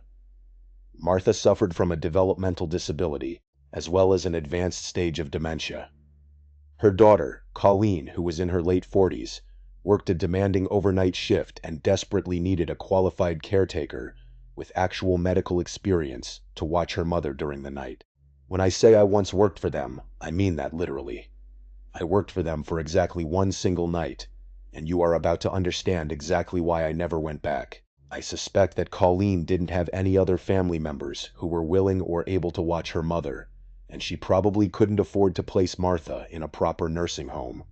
Or, it was highly possible, she just felt more comfortable hiring someone with my specific professional background. At the time, I was already working as a direct care provider for 2 other women, so I was highly experienced, but absolutely nothing could have prepared me for what happened that night. Colleen had to leave for her shift early in the evening. I had already worked my regular day job, so I was pushing my physical limits, trying to make as much extra money as possible. Before Colleen left, she introduced me to Martha. Martha gave me a very sweet, warm smile before Colleen escorted her upstairs to her bedroom for the night. It was around 9 o'clock in the evening. Before walking out the door, Colleen pulled me aside and warned me about something. She said that Martha would sometimes get out of bed and walk around the house at night. She said she would appear highly confused, and that I would just need to gently calm her down and guide her back to her bedroom. I asked her if this was a form of sleepwalking, but Colleen clarified that it was actually one of the behavioral symptoms of her advanced dementia. I assured her that I had dealt with similar behaviors before and knew exactly how to handle it. After Colleen left, I settled into the living room. I put on a TV show to pass the time. As you can imagine, these kinds of overnight jobs aren't very glamorous. For the most part, it is just a lot of sitting around and waiting. Around 10 o'clock, I heard the faint sound of footsteps coming from upstairs. I walked over to the bottom of the staircase, looked up, and called out Martha's name. I asked if she needed anything, but there was no response. I heard the footsteps retreat back toward her bedroom, and then I heard her door gently close. I figured she had just gotten up to use the restroom, so I went back to the couch and continued watching my show. About an hour later, I decided to go into the kitchen to grab a sandwich that I had brought with me and stored in the refrigerator. I plated my sandwich and started walking back toward the living room. As I stepped through the kitchen doorway, my heart nearly jumped out of my chest. I gasped and dropped my plate, sending it shattering across the floor. Standing right there in the dark hallway was Martha. She was staring at me. I immediately apologized for the noise and asked her if she was okay. But instead of replying calmly, she started screaming at me at the top of her lungs. She kept screaming, "Who are you? And why are you in my house?" I kept my voice as calm and soothing as possible. I reminded her of my name and explained that I was her direct care worker, and that I was there to keep her safe. She continued to scream that she didn't know me, but after a few minutes of gentle reassurance, I finally managed to calm her down. I guided her back up the stairs and into her bedroom. I brought her a fresh glass of water and a melatonin gummy to help her sleep. I stood by her bed and made sure she actually swallowed them before I headed back downstairs. By the time 2 in the morning rolled around, I was absolutely exhausted. My body was screaming for sleep. There was a small spare bedroom located upstairs with a twin-sized bed, and Colleen had told me that I was welcome to rest there if Martha was settled. I felt confident that the melatonin had done its job, and that Martha was fast asleep for the night. I went upstairs, crawled into the twin bed, and fell asleep within seconds, but my rest didn't last long. I woke up about an hour later to an incredibly disturbing sound coming from downstairs. It was a loud, rhythmic slamming noise. Every couple of seconds, I would hear a heavy metallic slam. I bolted out of bed. I had purposely left my bedroom door cracked open so I would be able to hear if Martha got out of bed. I crept out to the hallway and quickly realized the slamming noise was coming from the kitchen. I crept down the stairs as fast as I could while trying to remain completely silent. When I reached the bottom, I peeked around the corner into the dark kitchen. What I saw looked like a scene straight out of a horror movie. In the pitch blackness of the kitchen, I could see Martha's dark silhouette. She was standing directly in front of the kitchen oven. She was repeatedly pulling the heavy metal oven door wide open and then violently slamming it shut over and over again. It was incredibly unsettling. I raised my voice and called out her name. Martha immediately froze. She stopped slamming the door, slowly turned her head toward me, and closed the oven door one final time. She didn't say a word. She just started walking slowly toward me, heading toward the stairs. I stepped back and asked her in a quiet, trembling voice if she was okay. As she passed by me, she got close enough for me to see her face. She had a completely blank, expressionless stare. She didn't even look at me as she walked past and started climbing the stairs. I followed her up to her room. As soon as she got inside, she slammed her bedroom door shut. I knocked gently on the wood and asked if she was all right. There was no answer. I slowly opened the door to check on her, and I saw her standing at the far side of her bed, just staring blankly at the wall. I had seen a lot of strange behaviors in my line of work, but this was incredibly creepy. I walked over, gently took her arm, and guided her back into her bed. I tucked her in, wished her a good night, and quietly closed the door. I went back to the spare bedroom and lay down. I tried to stay awake for at least 30 minutes just to make sure she didn't get up again, but my extreme exhaustion got the better of me, and I fell back asleep. Sometime later, I woke up once more. The room was still completely pitch black. I looked around, wondering what had woken me up this time. That was when I heard a faint rustling sound coming from inside the bedroom closet. I stared at the closet door and realized it was cracked open slightly. Peeking out from the dark gap was a pale human head. My heart stopped. I gasped out Martha's name. There was no response. I kept calling her name, my voice cracking with fear. Finally, she slowly pushed the closet door wide open and began to step toward the bed. She started repeating the exact same words she had screamed at me earlier. "Who are you? I don't know you." I frantically reached over to the bedside table and fumbled with the lamp until the light finally clicked on, and that was when I saw it. Clutched tightly in Martha's right hand was a massive, sharp kitchen knife. In that single instant, everything changed. Martha was no longer just a confused patient. She was an active, deadly threat to my life. I scrambled backward on the bed and screamed at her to put the knife down. My loud scream seemed to agitate her even more. She stepped closer, waving the knife, and continued to scream that she didn't know who I was. I knew there was absolutely no way I was going to try and negotiate with a knife-wielding dementia patient. That was definitely not in my job description. I quickly calculated my escape route, jumped off the opposite side of the bed, and bolted for the door. As I ran past her, she screamed and took a wild swipe at me with the knife. Fortunately, it was a slow, weak swing, and she missed me completely. I sprinted down the stairs, grabbed my keys, and ran out the front door into the safety of the night. Instead of calling the police, I decided to call Colleen first. I knew that involving law enforcement could make things incredibly complicated for their family, so I wanted to give her a chance to handle it. When Colleen answered, she was furious that I had left her mother alone. I yelled back at her, explaining that her mother had literally just tried to stab me with a kitchen knife. Colleen had to leave her shift and rush home. I stayed outside in my locked car, keeping a close eye on the front door to make sure Martha didn't wander outside. When Colleen finally arrived and we went back inside, Martha was tucked back into her bed, fast asleep. Colleen actually had the audacity to accuse me of exaggerating the entire incident until she walked over to Martha's bed and found the large kitchen knife lying right on the nightstand. I decided to leave out the fact that I had gone to sleep, just to avoid giving her any extra leverage to blame me. I packed up my things and drove home. I never worked for that family again, and in all my 9 years of being a direct care aide, Martha was by far the scariest patient I ever had to deal with. When I was 23 years old, I had to move to a completely different state for a new job. I still work for the same company today, but thankfully, I have since been able to transfer back to my hometown office. But at the time, I was young, broke, and desperately needed to find a place to live that wouldn't completely break my bank account. I decided to post an ad looking for a roommate on basically every platform I could think of, including Facebook, Craigslist, Twitter, and even my new city's local subreddit. A few days later, a guy named Rob reached out to me on Facebook. He told me that he had a spare bedroom available in his house for a very reasonable price.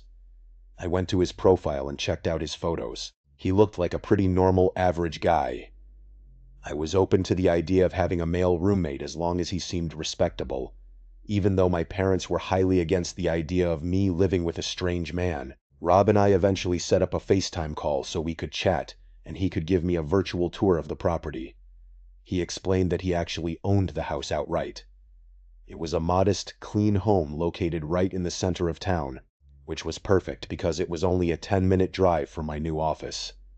Rob seemed very friendly and polite on the call, and I didn't get any bad vibes from him whatsoever. His price was very fair, and his house rules seemed completely reasonable.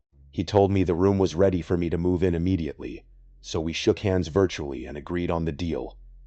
A week later, I had my car packed to the brim and drove down to the house. Rob met me right outside on the driveway, greeted me warmly, and handed me my own set of keys. The very first thing I noticed about him in person was that he was incredibly short. He was actually the exact same height as me, right at eye level.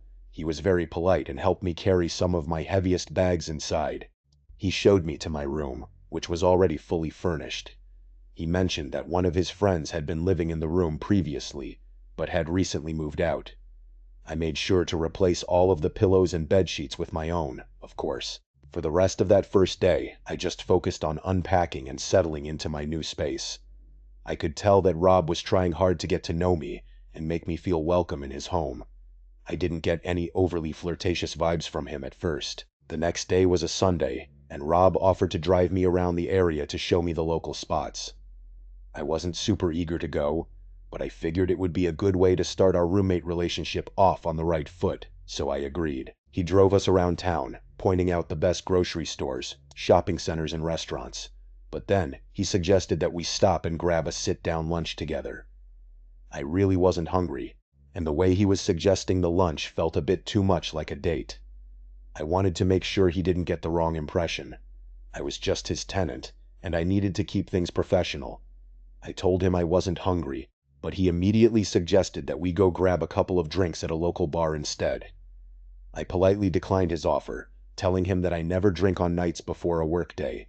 He started to get a bit pushy, saying, "Come on, it is just a couple of quick drinks, it won't hurt." I maintained my polite but firm boundary and said maybe another time. Almost instantly his entire demeanor changed. He went completely silent and got a very sour look on his face, clearly upset by my rejection. I'll admit I felt pretty uncomfortable, but I brushed it off, thinking it was just a minor awkward moment. That week was my very first week at my new job, so my mind was completely consumed with trying to adjust to my new routine. But a few days into the week, I came home to do some laundry. As I walked into my room, I noticed that my laundry hamper, which was full of my dirty clothes, seemed to have been moved from where I always kept it. It was a small detail, but it felt off.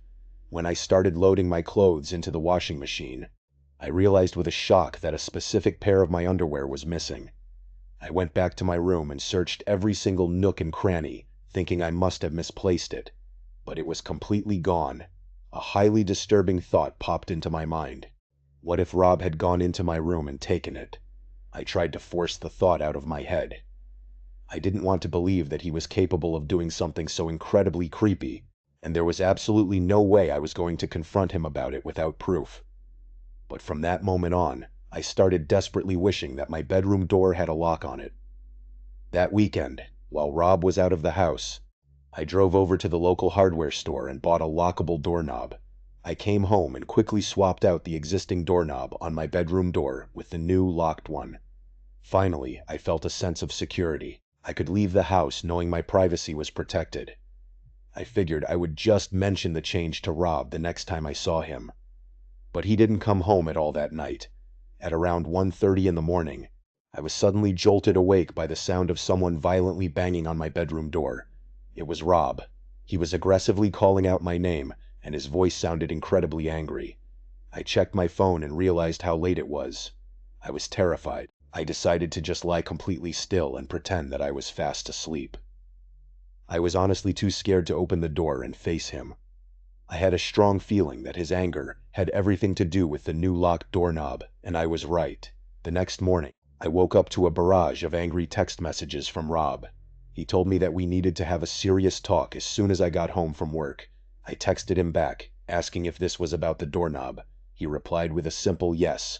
I texted him an apology and explained that I had been planning on telling him about it. He immediately shot back a message saying, "It comes off today." I was starting to get incredibly bad, aggressive vibes from him. I took a few minutes to carefully craft my next response. I explained to him that as a young woman living alone with a man I didn't know very well, having a lock on my door simply made me feel much safer and gave me the privacy I needed. He replied a bit more politely this time, but he still firmly insisted that the lock had to be removed immediately. I was incredibly frustrated, but since it was his house, I felt like I had to respect his rules. I went home the next day, removed the locked doorknob and put the original one back on. But things were about to get so much worse. A few days later, while Rob was away at work, there was a quiet knock at the front door. I opened it to find a young woman, roughly my age, standing on the porch. She looked at me with a worried expression and asked if I was currently living there with Rob. When I told her that I was, she looked me dead in the eye and told me that I needed to pack my things and get out of that house immediately. She explained that Rob had multiple active restraining orders against him from several different women. She said he was a well-known, highly dangerous stalker in the area. I was completely speechless. My heart sank into my stomach. I asked her how she even knew I was living there. She explained that she lived nearby and knew that Rob had been trying to rent out his spare room. She said she wasn't at all surprised when she saw that he had chosen a young, unsuspecting girl to move in. She had been waiting for a moment when his car wasn't in the driveway so she could safely come over and warn me. I thanked her from the bottom of my heart.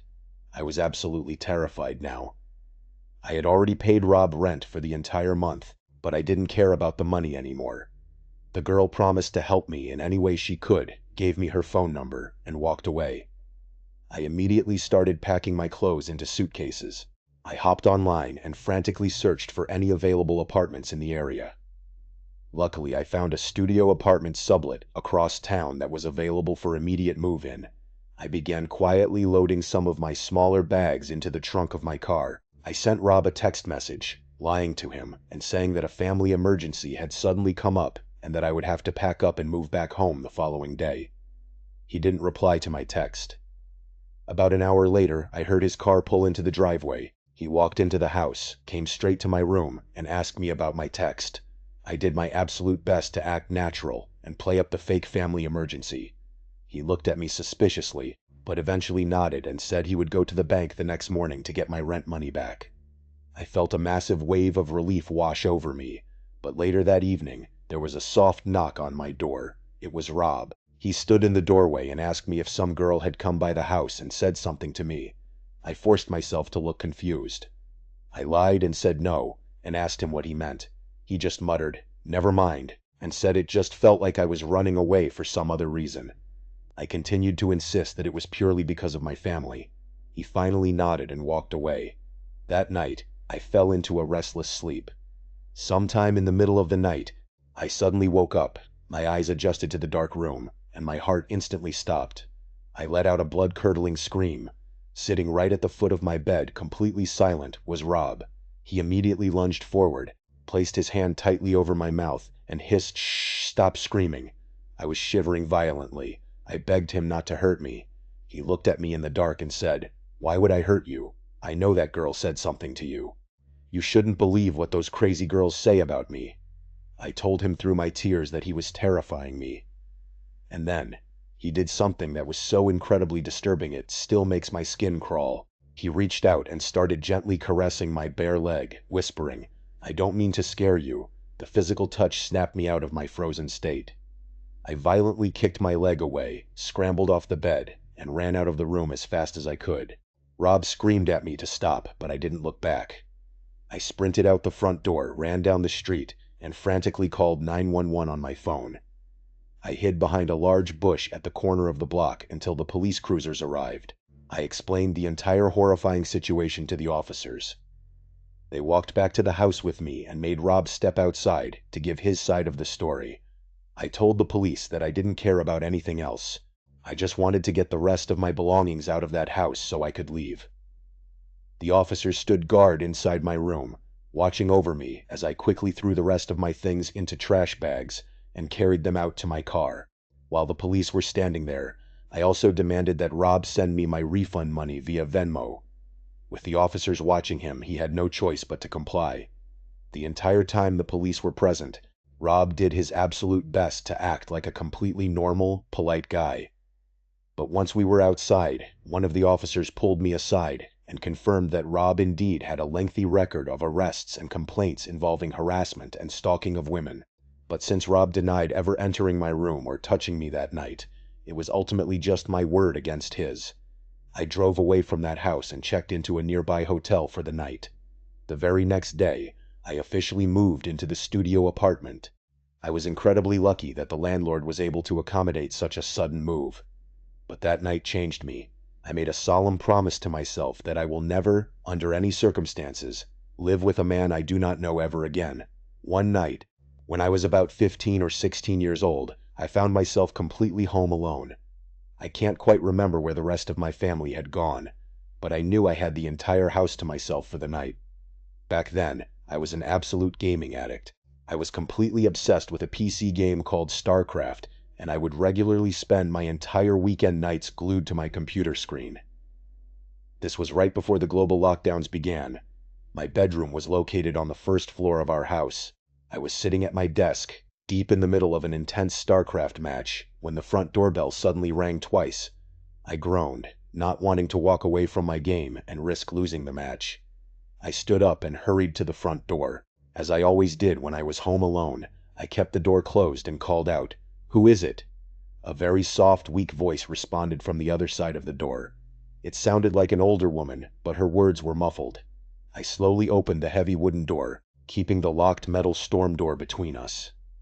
Standing on the porch was an elderly woman. She had a wide, friendly smile on her face, but she was holding both of her hands behind her back. I looked through the glass and asked how I could help her. She told me that she desperately needed to use a phone and asked if I would let her step inside the house. Ever since I was a little kid, my parents had drilled it into my head to never, under any circumstances, let a stranger into our home. That rule applied to everyone, even sweet-looking old ladies. But I felt incredibly awkward. I didn't know how to politely turn her away. I decided to tell her that there was a public library located just a few blocks down the street, and that they would definitely have a phone she could use, deep down. I knew the library was already closed for the night, but I was just desperately trying to get this stranger to leave my porch. The woman's smile didn't waver, but her tone suddenly shifted. She looked at me and said, "That is very rude of you to turn away an old lady who is just asking for help." I felt a pang of guilt, but I stuck to my rules. I told her that my parents had a very strict house rule about not letting strangers inside when they weren't home. I started slowly closing the heavy wooden door, offering a quick apology. She just stood there on the porch, completely motionless, staring at me with that same wide smile. But now, that smile felt incredibly menacing. I walked back to my bedroom and sat down at my computer, trying to get back into my game. But a few minutes later, the front doorbell rang again. I decided right then and there that I was absolutely not going to open that door a second time. That woman had given off incredibly strange, unsettling vibes. I tried to tell myself that maybe she was just suffering from dementia and was confused about where she was. But I wasn't going to take any chances. I turned off the volume on my computer game, unable to concentrate anymore. Suddenly, I heard a quiet, metallic tapping sound coming from my bedroom window. The window was located directly in front of my desk. I had the blinds pulled all the way down, so I couldn't see outside, but my heart immediately began to race. My bedroom was the only room in the entire house that currently had a light on. The horrifying realization that the old woman had walked off the porch and was now standing right outside my bedroom window terrified me. The rhythmic, metallic tapping on the glass continued. I couldn't stand it anymore. I stood up, left my bedroom, and walked into the dark living room, sitting on the couch in complete silence. A moment later, the front doorbell rang yet again. This woman was actively harassing me now. I tried to convince myself that she wasn't a real threat, just a confused elderly person. When the doorbell rang for the third and fourth time, I decided to go back to the door. I figured I could at least ask her through the closed door if there was a specific phone number she wanted me to dial for her. But when I opened the wooden door and looked through the storm glass, the old woman was gone. Standing there instead was a man who looked to be about 10 years younger than her. He looked at me through the glass and asked if I had seen his elderly mother. I told him that she had just been at my door a few minutes prior. The man looked incredibly relieved, apologized profusely, and explained that his mother suffered from severe dementia and had managed to slip out of their house. I immediately felt a wave of relief and guilt. But then the man asked if he could step inside my house for just a second. The awkwardness returned. Why would he need to come inside my house to find his mother? I maintained my boundary and told him that we could just talk through the closed door. I mentioned that I thought his mother might have walked into my backyard, because I had just heard some strange noises tapping on my bedroom window a few minutes ago. I told him he was welcome to go around the side of the house and check the backyard. He thanked me, stepped off the porch, and walked down the side path. I hurried to the back of the house and peeked out the kitchen window, expecting to see him searching the yard with a flashlight. But the backyard was completely empty. There was no sign of the man or his mother anywhere. The whole situation felt incredibly off. I decided to head upstairs to my parents' room and try to go to sleep early.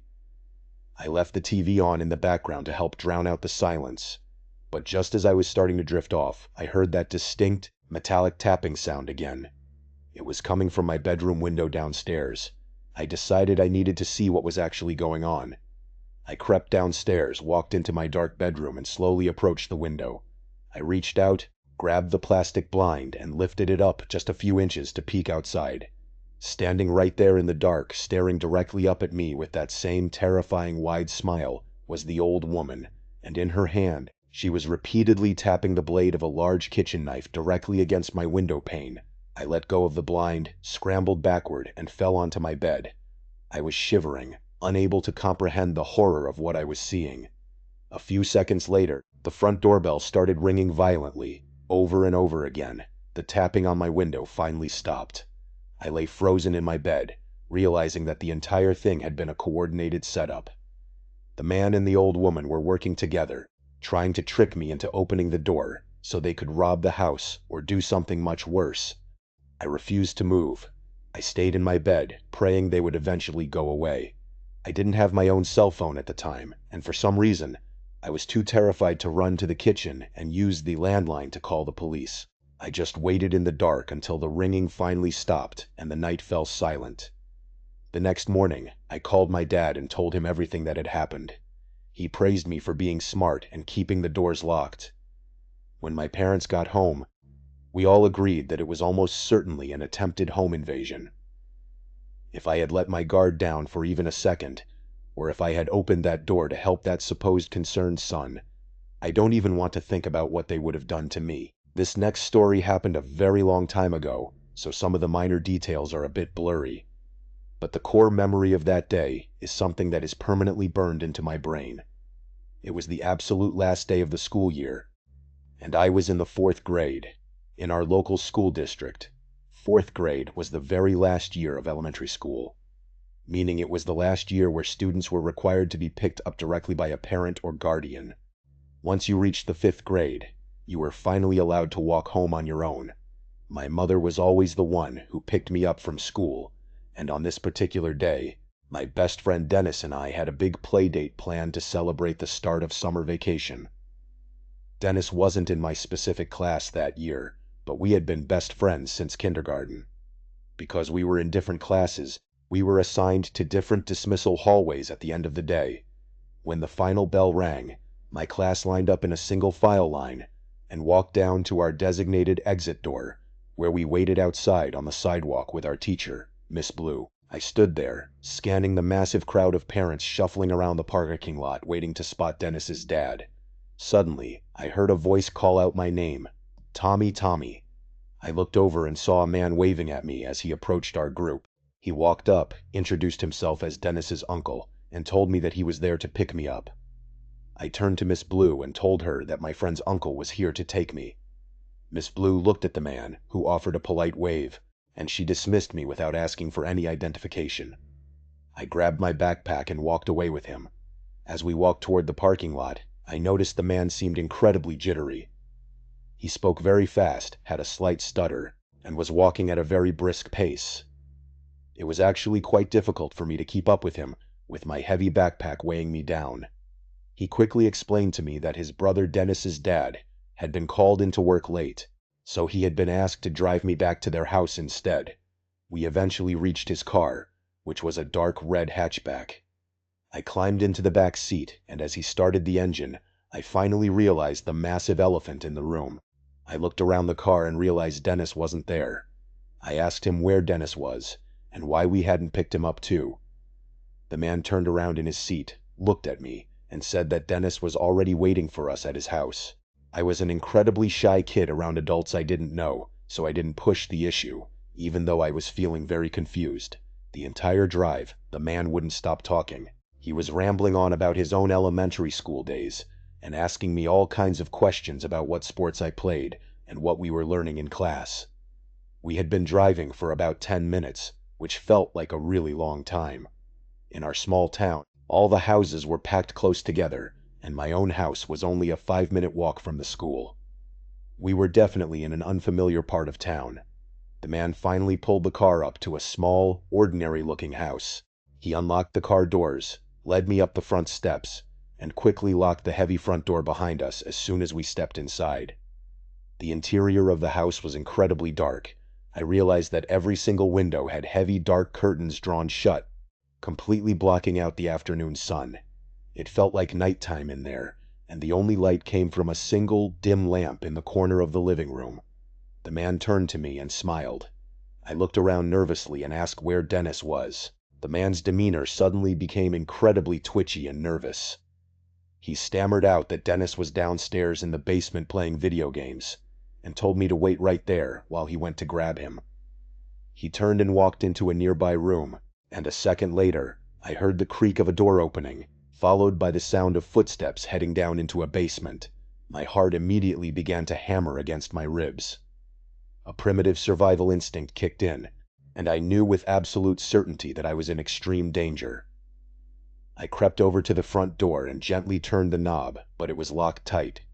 It was one of those deadbolts that required a physical key to open from both the inside and the outside, and the key was nowhere to be seen.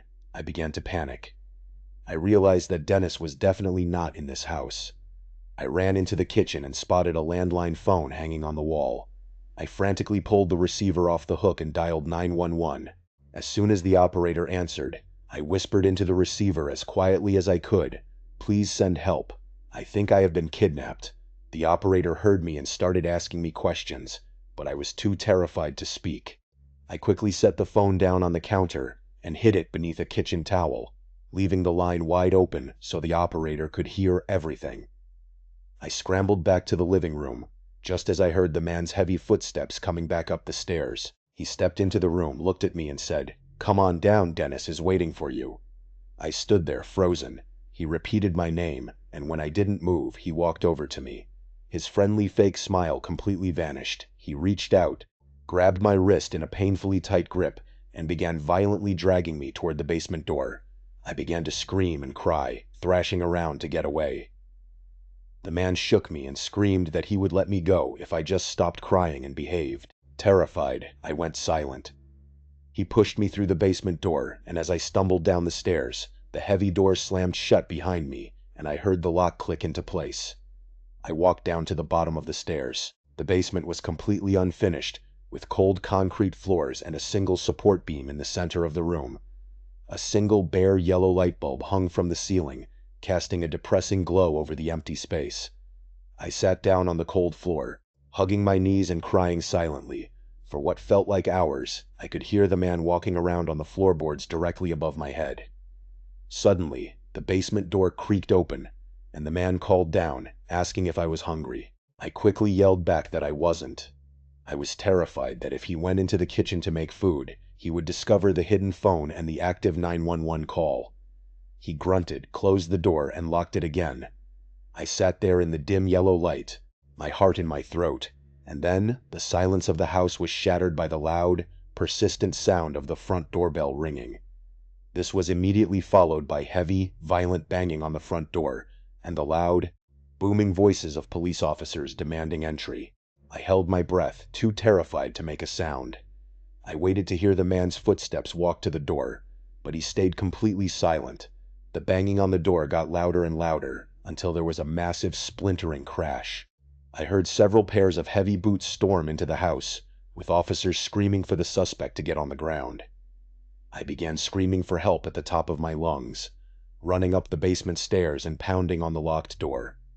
A second later, the lock clicked, the door swung open, and a police officer reached in, grabbed me, and carried me out into the warm sunlight. There were several police cruisers parked on the street, with their lights flashing. I was wrapped in a blanket and sat on the bumper of an ambulance, where I had to recount my story to the officers. A few minutes later, I watched as the man was led out of the house in handcuffs. That was the last time I ever saw his face. My parents arrived on the scene shortly after. My mom was crying hysterically, wrapping me in a tight hug. I later found out that the man was actually a former work associate of Dennis's father. He had somehow found out that Dennis's dad was supposed to pick us up from school that day, and he had used that information to orchestrate the kidnapping.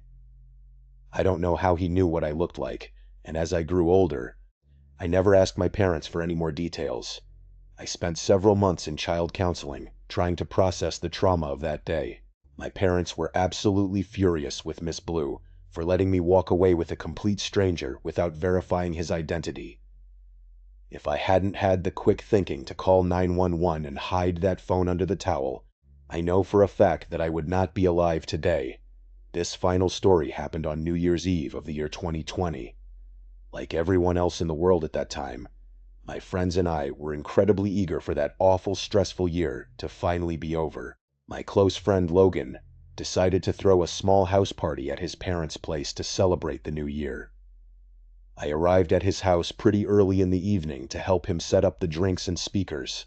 Since I was planning on drinking quite a bit, I had secured a spot to sleep in his parents' guest room so I wouldn't have to worry about driving home. His parents were out of town for the weekend, so we had the entire place to ourselves. Most of our tight-knit friend group showed up, along with a handful of Logan's friends from college, whom I had never met before. The party was an absolute blast. When the clock finally struck midnight, everyone cheered, hugged, and toasted to the new year. After the initial excitement of midnight passed, people slowly began to leave the house. By 3 in the morning, the house had gone completely quiet. The only people left were Logan, me, and our friend Cody, who was already fast asleep on the living room couch. Logan and I were sitting in the kitchen, having a quiet conversation, when we suddenly started hearing a strange noise. At first, it was very faint, and we couldn't quite tell what it was. It sounded like a slow, rhythmic creaking sound. We initially dismissed it as just the old refrigerator running or the house settling, but the sound persisted. Eventually, the creaking sound got so loud and consistent that we couldn't ignore it anymore. We stood up and began searching the main floor of the house. As we got closer to the basement door, we realized the sound was definitely coming from downstairs. Logan slowly opened the basement door, and the creaking sound instantly got much louder.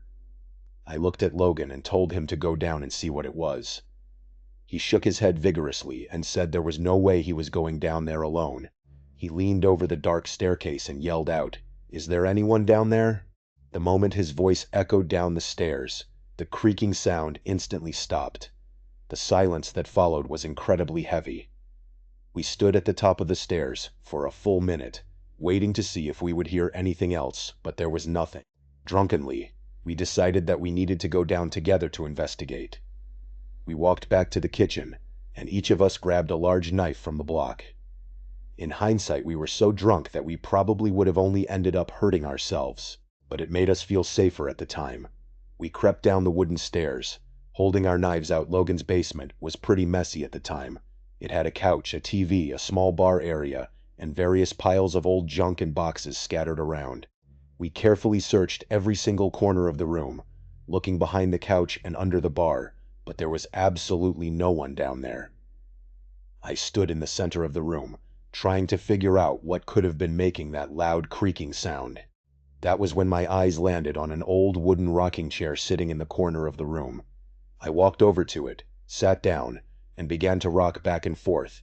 The wooden joints of the chair let out a loud, distinct creaking sound. It was the exact same sound we had been hearing from upstairs. Logan and I looked at each other, and in that instant, every single hair on my body stood on end. We realized that someone, or something, had been actively rocking in that chair just moments before we came downstairs. We didn't say a word. We both turned around and ran up those basement stairs faster than we had ever run in our entire lives. We slammed the heavy door shut, locked it, and spent the rest of the night huddled in the living room with all the lights turned on. Logan kept that basement door locked tight for several days until his parents finally came home. It turns out that the rocking chair had actually belonged to Logan's grandmother, who had passed away many years prior. I had never believed in the paranormal before that night, and I haven't experienced anything like it since. But to this day, whenever I think about that empty rocking chair moving on its own in the dark basement, it sends a cold shiver straight down my spine. Thank you so much for watching. Let me know what you thought of today's episode in the comments.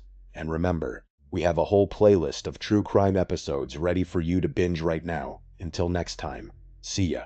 When you check into a hotel room, you expect a safe haven. It is a place to rest, lock the door, and escape the outside world. But we often forget that hotel rooms are not actually our homes. The keys are in the hands of strangers. The hallways are open to anyone, and sometimes the locks we rely on do nothing to keep the monsters out. This is a lesson that 3 different people had to learn the hard way, in moments of absolute panic that changed how they view travel forever. The first story took place during a hot summer years ago. The narrator was just 12 years old, traveling with their mother and a much younger brother. They had arrived in a large city to visit family, but decided to stay at a local hotel to keep things simple. Because the brother was quite young, the 12-year-old was told to keep an eye on him. While the mother checked in, the kids sat on a couch in the lobby. The couch faced the entrance doors, giving a clear view of anyone walking in. While they were sitting there waiting for their mother, the front doors slid open and a man walked inside. He looked to be in his mid-40s, and he was very average looking. He had the kind of face that was completely ordinary, with no distinct features, so trying to describe him to a sketch artist would have been incredibly difficult. But there was something deeply unsettling about his behavior right from the very start.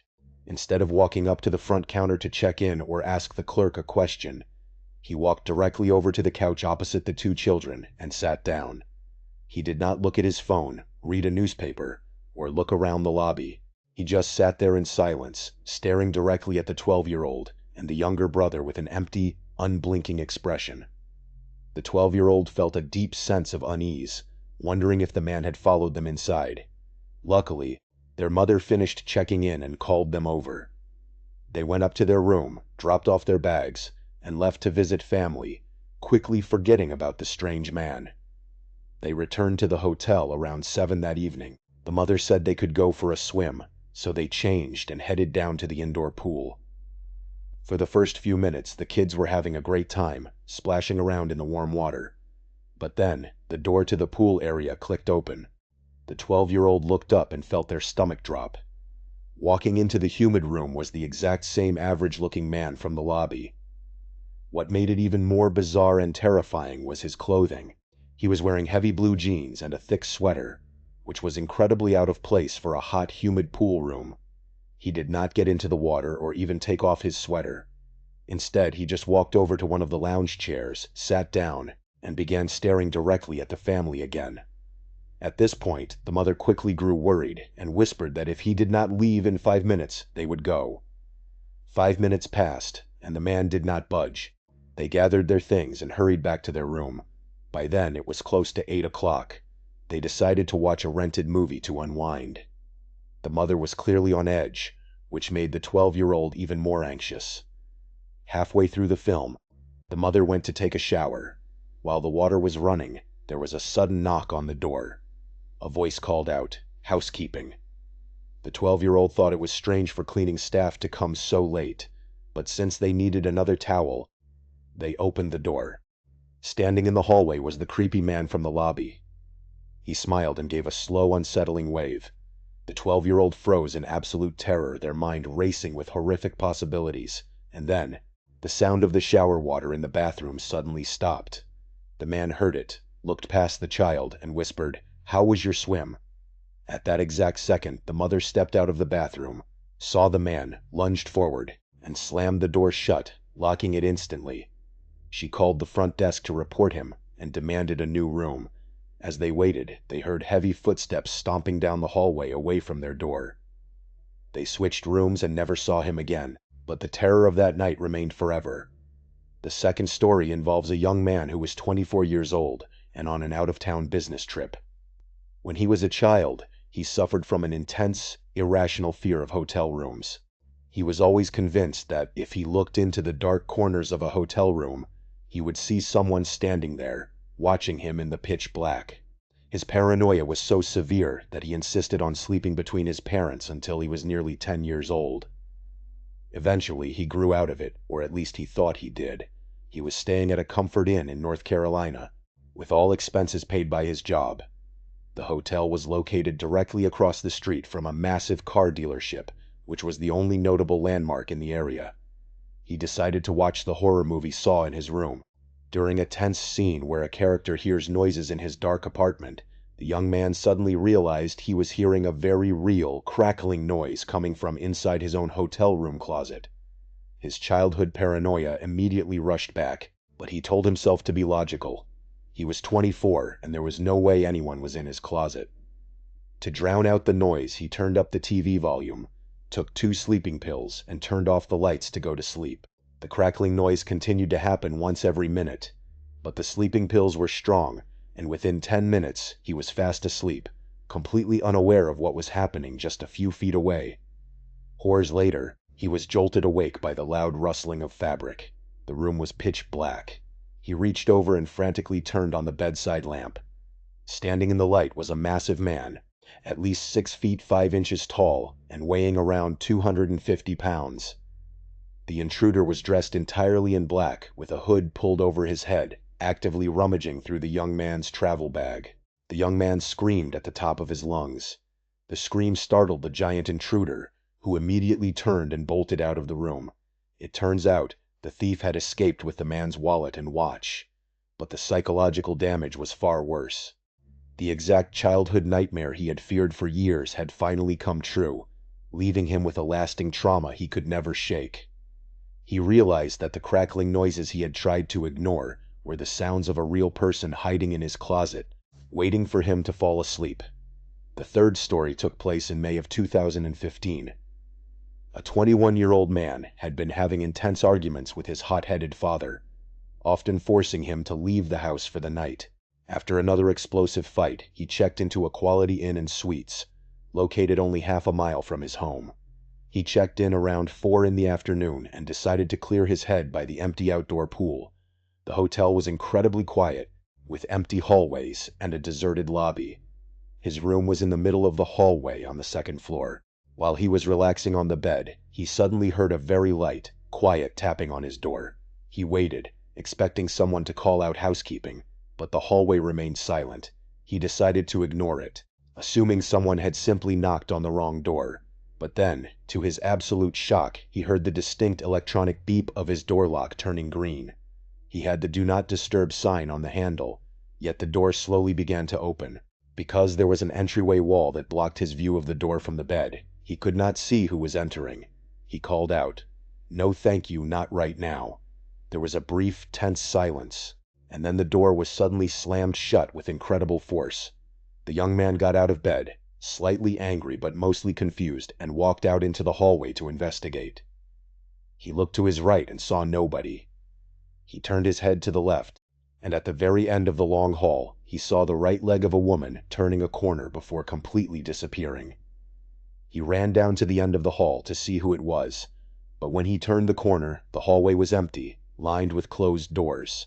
He went down to the lobby to complain to the front desk worker about the rude employee who had entered his room. The woman behind the desk apologized and said it must have been Rosa, promising to speak with her about slamming the door later on. Later night, after talking to his mother on the phone, the young man went to sleep around 9. Sometime later, he was awakened by a strange sound.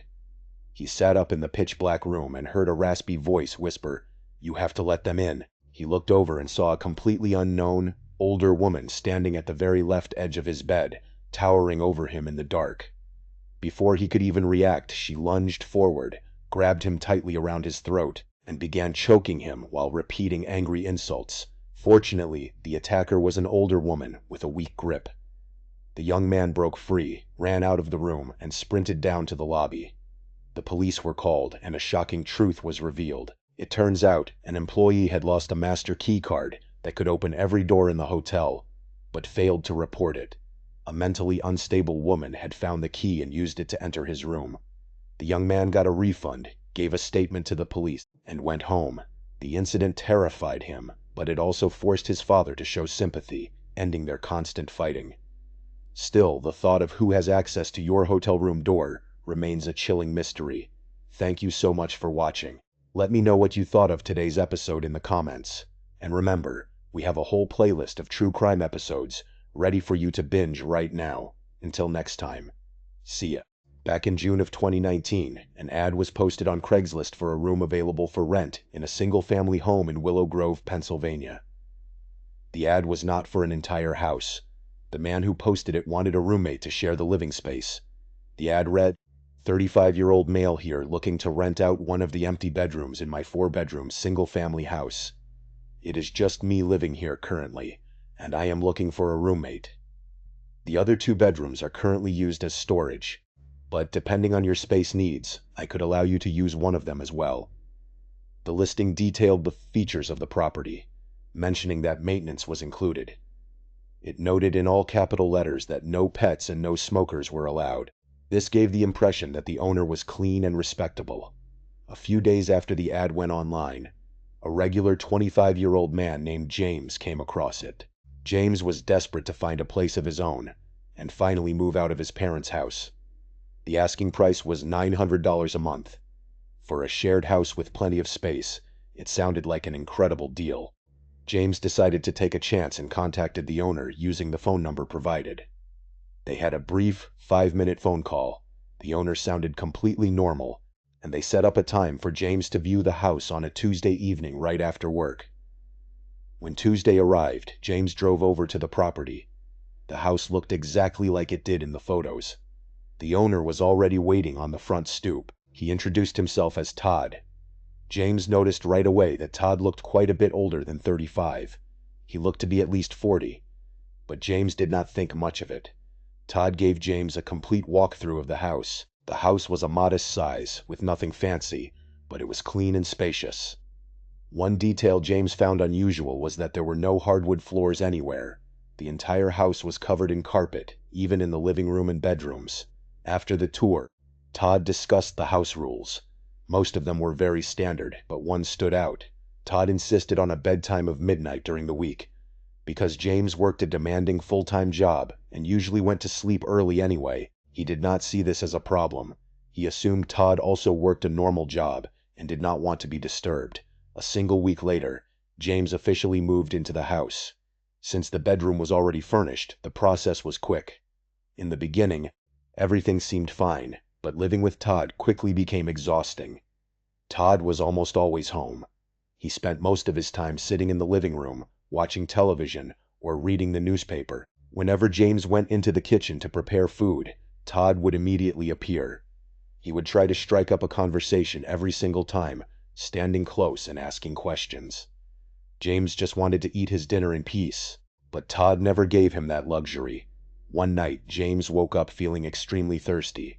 He walked down the stairs to get a glass of water from the kitchen. As he reached the bottom, he noticed dark red stains on the carpet leading toward the basement door. Feeling uneasy, James quietly opened the basement door and saw that the stains continued down the stairs. Suddenly, Todd's voice came from the dark kitchen. Todd was sitting silently in a chair, lit only by a small nightlight. In a raspy voice, he told James not to go down there, claiming the stains were just spilled wine. James was too frightened to ask questions. He filled his cup with water and went back upstairs. From that moment on, James was extremely suspicious of Todd. A few days later, while Todd was out, James decided to investigate. Todd's bedroom door was locked, but James easily popped it open using his fingernail. Inside, James found 2 of his own shirts, his personal water bottle, and a basket of his own clothes. Todd had been entering James's room and stealing his belongings. James grabbed his things, locked the door back up, and decided he was leaving the very next morning without saying a word. That night, James did some packing and had an incredibly hard time sleeping because his mind was racing with terrifying thoughts. Sometime past midnight, his bedroom door slowly creaked open. Since he was laying on his back, he simply opened his eyes to see Todd standing right at the doorway. The dim light from the hallway nightlight illuminated his face and body in an incredibly unsettling way. Todd seemed completely unaware of whether James was actually awake or not. He spoke into the dark room in a slurred, angry voice. Sounding heavily intoxicated, he said, "I know you went into my room, and I told you my room is off limits." He then warned James that he was not allowed in the basement either, and that if this happened again, there was going to be a big problem. Todd then angrily slammed the bedroom door shut, and James heard him stomping back down the hallway to his own bedroom, where he slammed that door as well. First thing in the morning, James finished packing his things and left the house. He blocked Todd's phone number and moved back into his parents' house. A few days later, he received a voicemail from an unknown number. When he played it, there was no speaking, just the sound of deep, heavy breathing into the phone. James is confident that the stains in the carpets were blood, and that Todd was hiding something truly dark in that house. While James managed to escape his unsettling living situation, the next story from the early days of the internet took a much more sinister and tragic turn. In March of 2001, there existed an online forum called the Cannibal Cafe. It was a defunct website where individuals with a highly disturbing cannibalism fetish would gather to share their dark desires. It was on this platform that a German computer technician named Armin Maiwis posted an incredibly graphic advertisement. Using the fake name Frankie, he titled his post with a simple request: "Wanted, a battle boy." The ad asked if there was anyone between the ages of 18 and 25, normal and healthy, who wanted to end their life. The posting offered to slaughter the volunteer and use their body to make steaks and schnitzel. It ended by asking interested individuals to apply with their age, height, weight, and a photograph. Most people assumed it was a sick joke, but a 43-year-old microchip engineer named Bernd Brandis came across the advertisement and reached out to Armin. Bernd had struggled with severe psychological issues for years and wanted to be consumed. They agreed to meet at Armin's house in Rothenburg. The 2 men went through with their horrific plan, and Armin recorded the entire act on a video camera.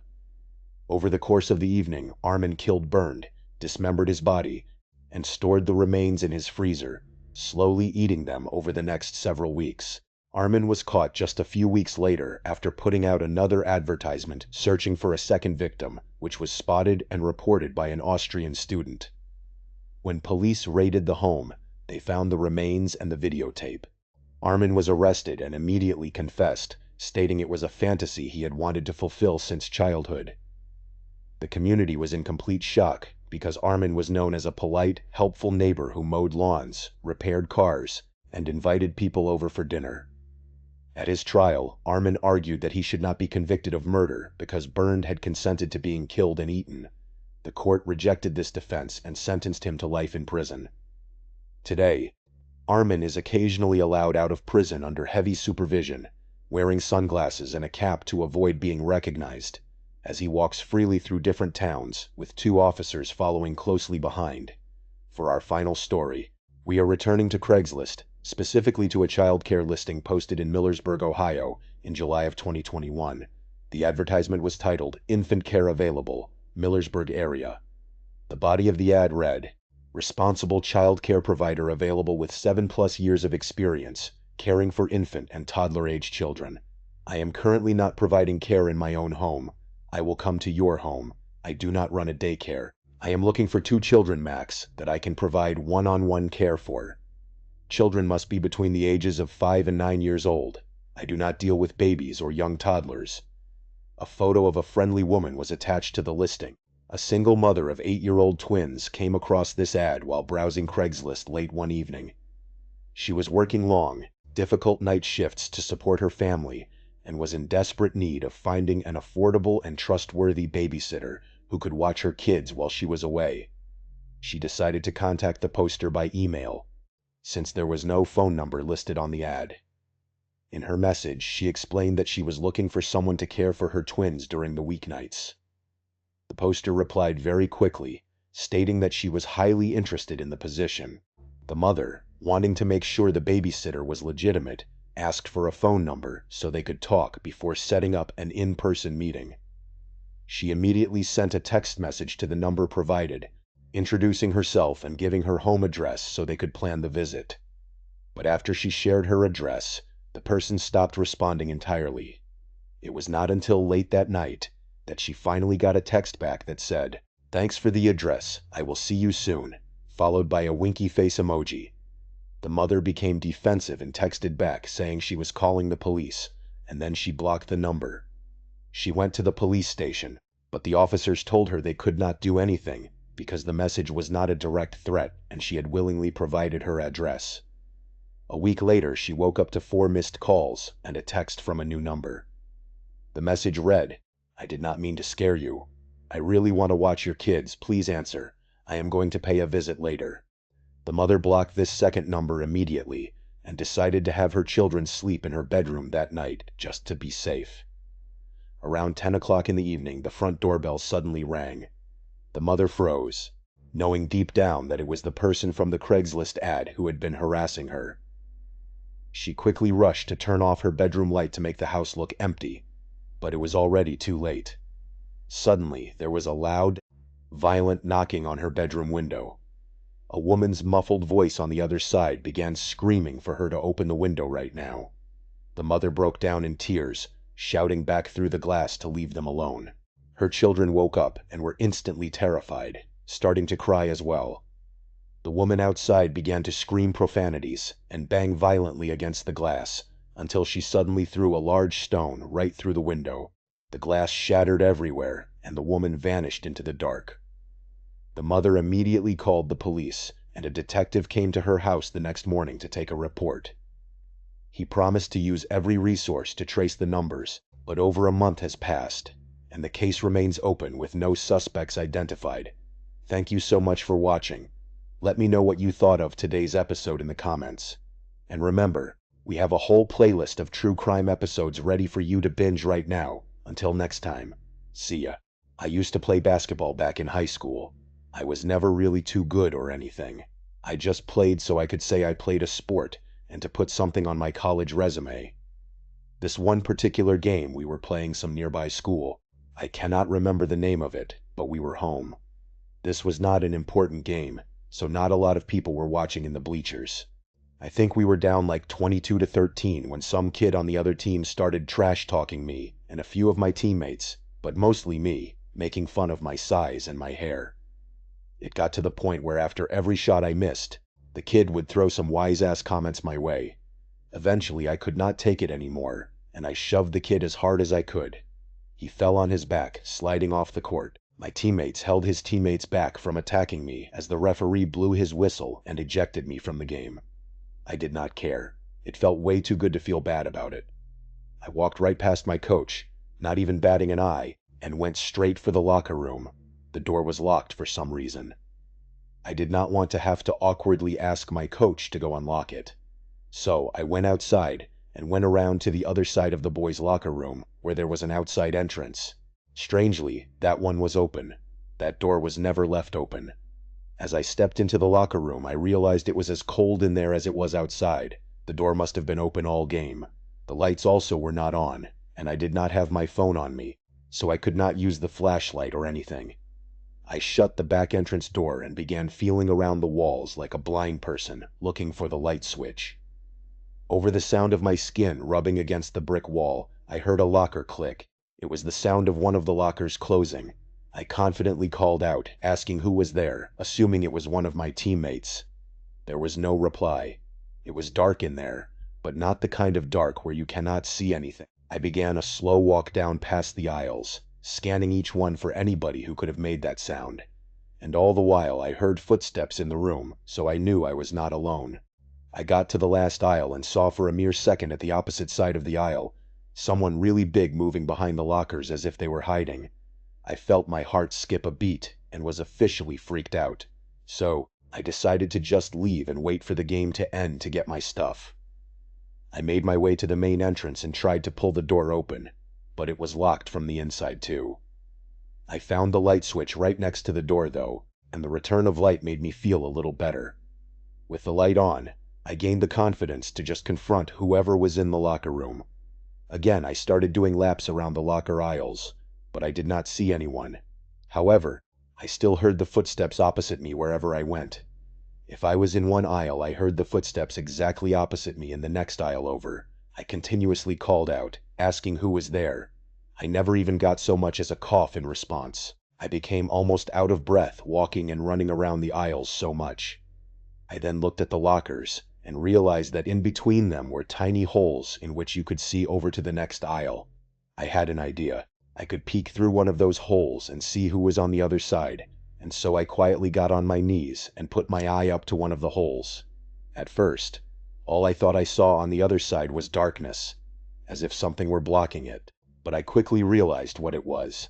What I was looking at through that hole was an eye. I ran out that back door quicker than I had ever run in any of my games. When I went up to my coach, who understandably looked annoyed at me, I told him there was someone in the locker room. At first he assumed it was just the janitor, but after I convinced him it was not. He looked at me with a look on his face that told me he believed me. After the next call, he told the referees to pause the game, because there might be an intruder in the locker room. Half of my team and the coach went in to investigate, but by that time whoever was in there was gone. I did not feel stupid or anything, as everyone seemed to believe me. I mean, the room was freezing and the back door was still open, for crying out loud. What we did find out at the end of the game, however, was that 4 of my teammates were missing their clothes from their lockers. All of them from the freshman locker aisle. I think I figured out what kind of person I was in that locker room with, and I am just incredibly happy I never had to face him in the dark. My brother is a hockey player, but he is only 13 years old, so I have to drive him to his games and practices a lot. His team always plays in an outdoor rink, so it usually gets really cold out. A couple of weeks ago, I took my brother to his game, and since I usually get bored when I stay at his games, I took my girlfriend Michelle to watch with me. My brother's team was down like 4-0 by the end of the first period, and we really were not enjoying it anymore. So Michelle and I decided to go to a more private location, not for anything sexual, just to smoke the stuff we brought with us. She is not a big smoker, but I am usually able to convince her to light up with me. The park that this rink is in is very foresty. About half of it is nothing but dense forest. Locals call it the Burning Woods for obvious reasons. Michelle and I found a good spot behind a few big trees, and a few moments later, after lighting the bowl, we heard footsteps approaching us. I put the lighter and pipe away quicker than I even had time to think about it. We heard a chuckle as 2 guys in their lower to mid-20s came into the light. One of them had a painfully cliched mohawk with a green stripe and black fuzzy hair beneath. The other was a big bald guy with a goatee. The guy with the mohawk laughed and told us not to worry about it, asking if we had enough for 2 more. My first instinct was to tell them to piss off because I was spending time with my girlfriend. But for some reason, the words that actually came out of my mouth were that I thought we did. I am a serious coward when it comes to stuff like that. I always think of appropriate, tough things to say in my head, but I never gather the courage to actually say them out loud. After I said we did, he told me he was just kidding, but that he had some super dope Durban poison or something in his car if we were interested. I looked at Michelle, who shrugged her shoulders, but I knew deep down she did not want to go with them. Just like I did not. I then looked in the direction of the hockey game. I told him that it was okay and we were just finishing up anyway. The guy just nodded and said okay, He stuck out his hand for a goodbye handshake, and I shook his hand. I directed Michelle back in the direction of the hockey rink. We both agreed that those guys were really weird. We stopped when we thought they were far away. It was not like there was not any point in not smoking just because of that encounter. I gave Michelle the pipe and the lighter, and as she flicked it, I could swear I heard footsteps moving through the dry leaves again. I did a quick side glance about 2 o'clock, and I knew he was there. The guy with the green mohawk was standing behind a tree, with his head just kind of peering out from it. I did that thing with my eyes, looking over in that direction to kind of hint at it to Michelle. I did not want to confront the guy because at this point I knew something was wrong with these guys. And as I was already wanting no part of this, we both heard a stick snap from right behind the tree we were standing by. I pulled Michelle with me as we walked back closer to the hockey rink and back into the light. At this point, I completely lost interest in smoking. I just wanted to go back to the safety of the bleachers. We made it past the tree line and back onto the path when we heard one of the guys call out, telling us to come back. We turned around and there they were. The 2 guys were standing by the edge of the tree line, maybe 20 feet away from us with haunting smiles on their faces. And then I looked past them and saw a 3rd guy behind them, half covered by a tree. I yelled back that it was okay and thanked them, but then one of them spoke, and his words hit me like a bullet. He told us that it was not a request. I dared not turn around again. I simply nudged Michelle forward even faster to the bleachers that were now only about 50 feet away. I feared if I turned around I would see a gun or something in his hands. We made it back safely to the bleachers, with a feeling of absolute comfort being around other people. The game ended, and my brother's team lost 9-5. My brother stayed after to speak with his coach, and by the time he was done, just about everyone had already left.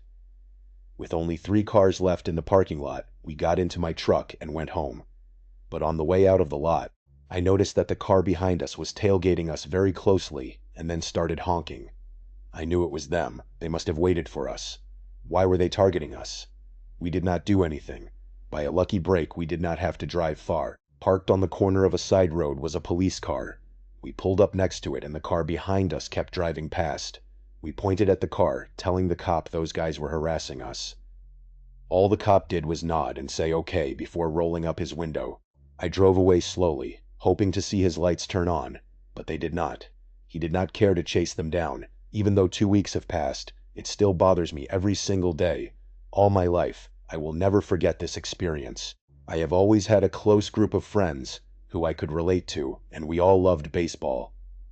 6 of us were on the same team in a league, while all 8 of us consistently played pickup baseball with each other. We lived in the country, and there was this really low-key, convenient little clearing in the woods, which had a baseball field and a basketball court. It was almost like our own private park. Nobody else was ever there, mostly because nobody knew about it. It was off some dead-end dirt road with nothing on it, and it was surrounded by nothing but forest. We were all 11 or 12 years old at the time, and living in the country, you tend to have parents who are a little more lenient with letting you out unsupervised. At least that is how it was for us. This field was about a quarter of a mile away from my house, so I always walked with my baseball bag containing my bat, glove, and a few extra balls. This was the day that ruined it for our whole group in this park. It was a Friday night, middle of July, so the sky was turning that deep orange as the sun was setting. That meant our game had to be wrapping up soon. I was coincidentally up at bat when 2 of my friends who were out in the field pointed to something. We all turned and saw a huge group of men entering the clearing and sitting on a nearby bench. There were 6 men, probably in their 20s or 30s. They did not have a gang-like appearance, but they did not look like guys you would want to meet in a dark alley. The disturbing part was that they just sat there watching us play baseball, laughing and making noise. We mutually agreed to pack up since it was getting late. As we put our stuff in our bags, they started calling out, telling us not to leave. When we said our goodbyes, we saw all 6 men were now standing up, still watching us. You might think it sounds dumb for 8 kids to get scared, just because some men entered a park, but they were intently staring at us. Since my house was in a different direction, I walked alone. I asked my friend Jordan to escort me to the dirt path, so it would not be obvious I was by myself. I gave him a high five, and we went our separate ways.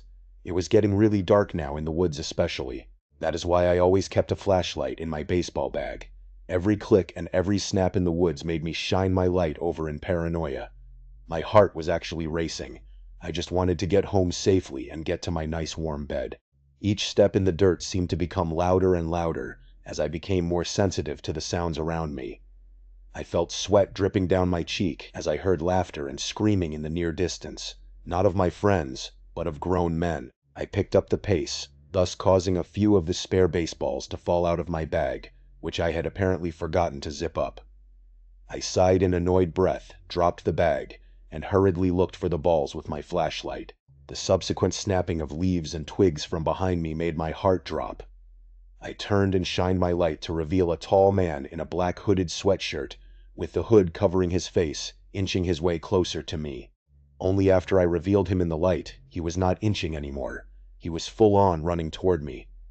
I felt life almost escape me as I ran for my life, dropping the flashlight and leaving all my baseball gear behind. I could hear my chaser behind me all the way until I saw the light from my house. I screamed for my mom and dad, and that is when I heard my chaser turn around. My mom and dad were hysterical in reaction to what I told them and called all 7 of my friends' parents, asking if their kids were all right and explaining the situation. Thankfully, all of my friends made it home okay that night, though my friend Jordan was actually followed briefly as well. He told me he was not chased after he started running, though. After this incident, all of our parents stopped allowing us to go to that field. My family and I still live in the same country house today, and it still makes me feel a bit uncomfortable knowing that those men know exactly where I live. Thank you so much for watching. Let me know what you thought of today's episode in the comments. And remember, we have a whole playlist of true crime episodes ready for you to binge right now. Until next time, see ya.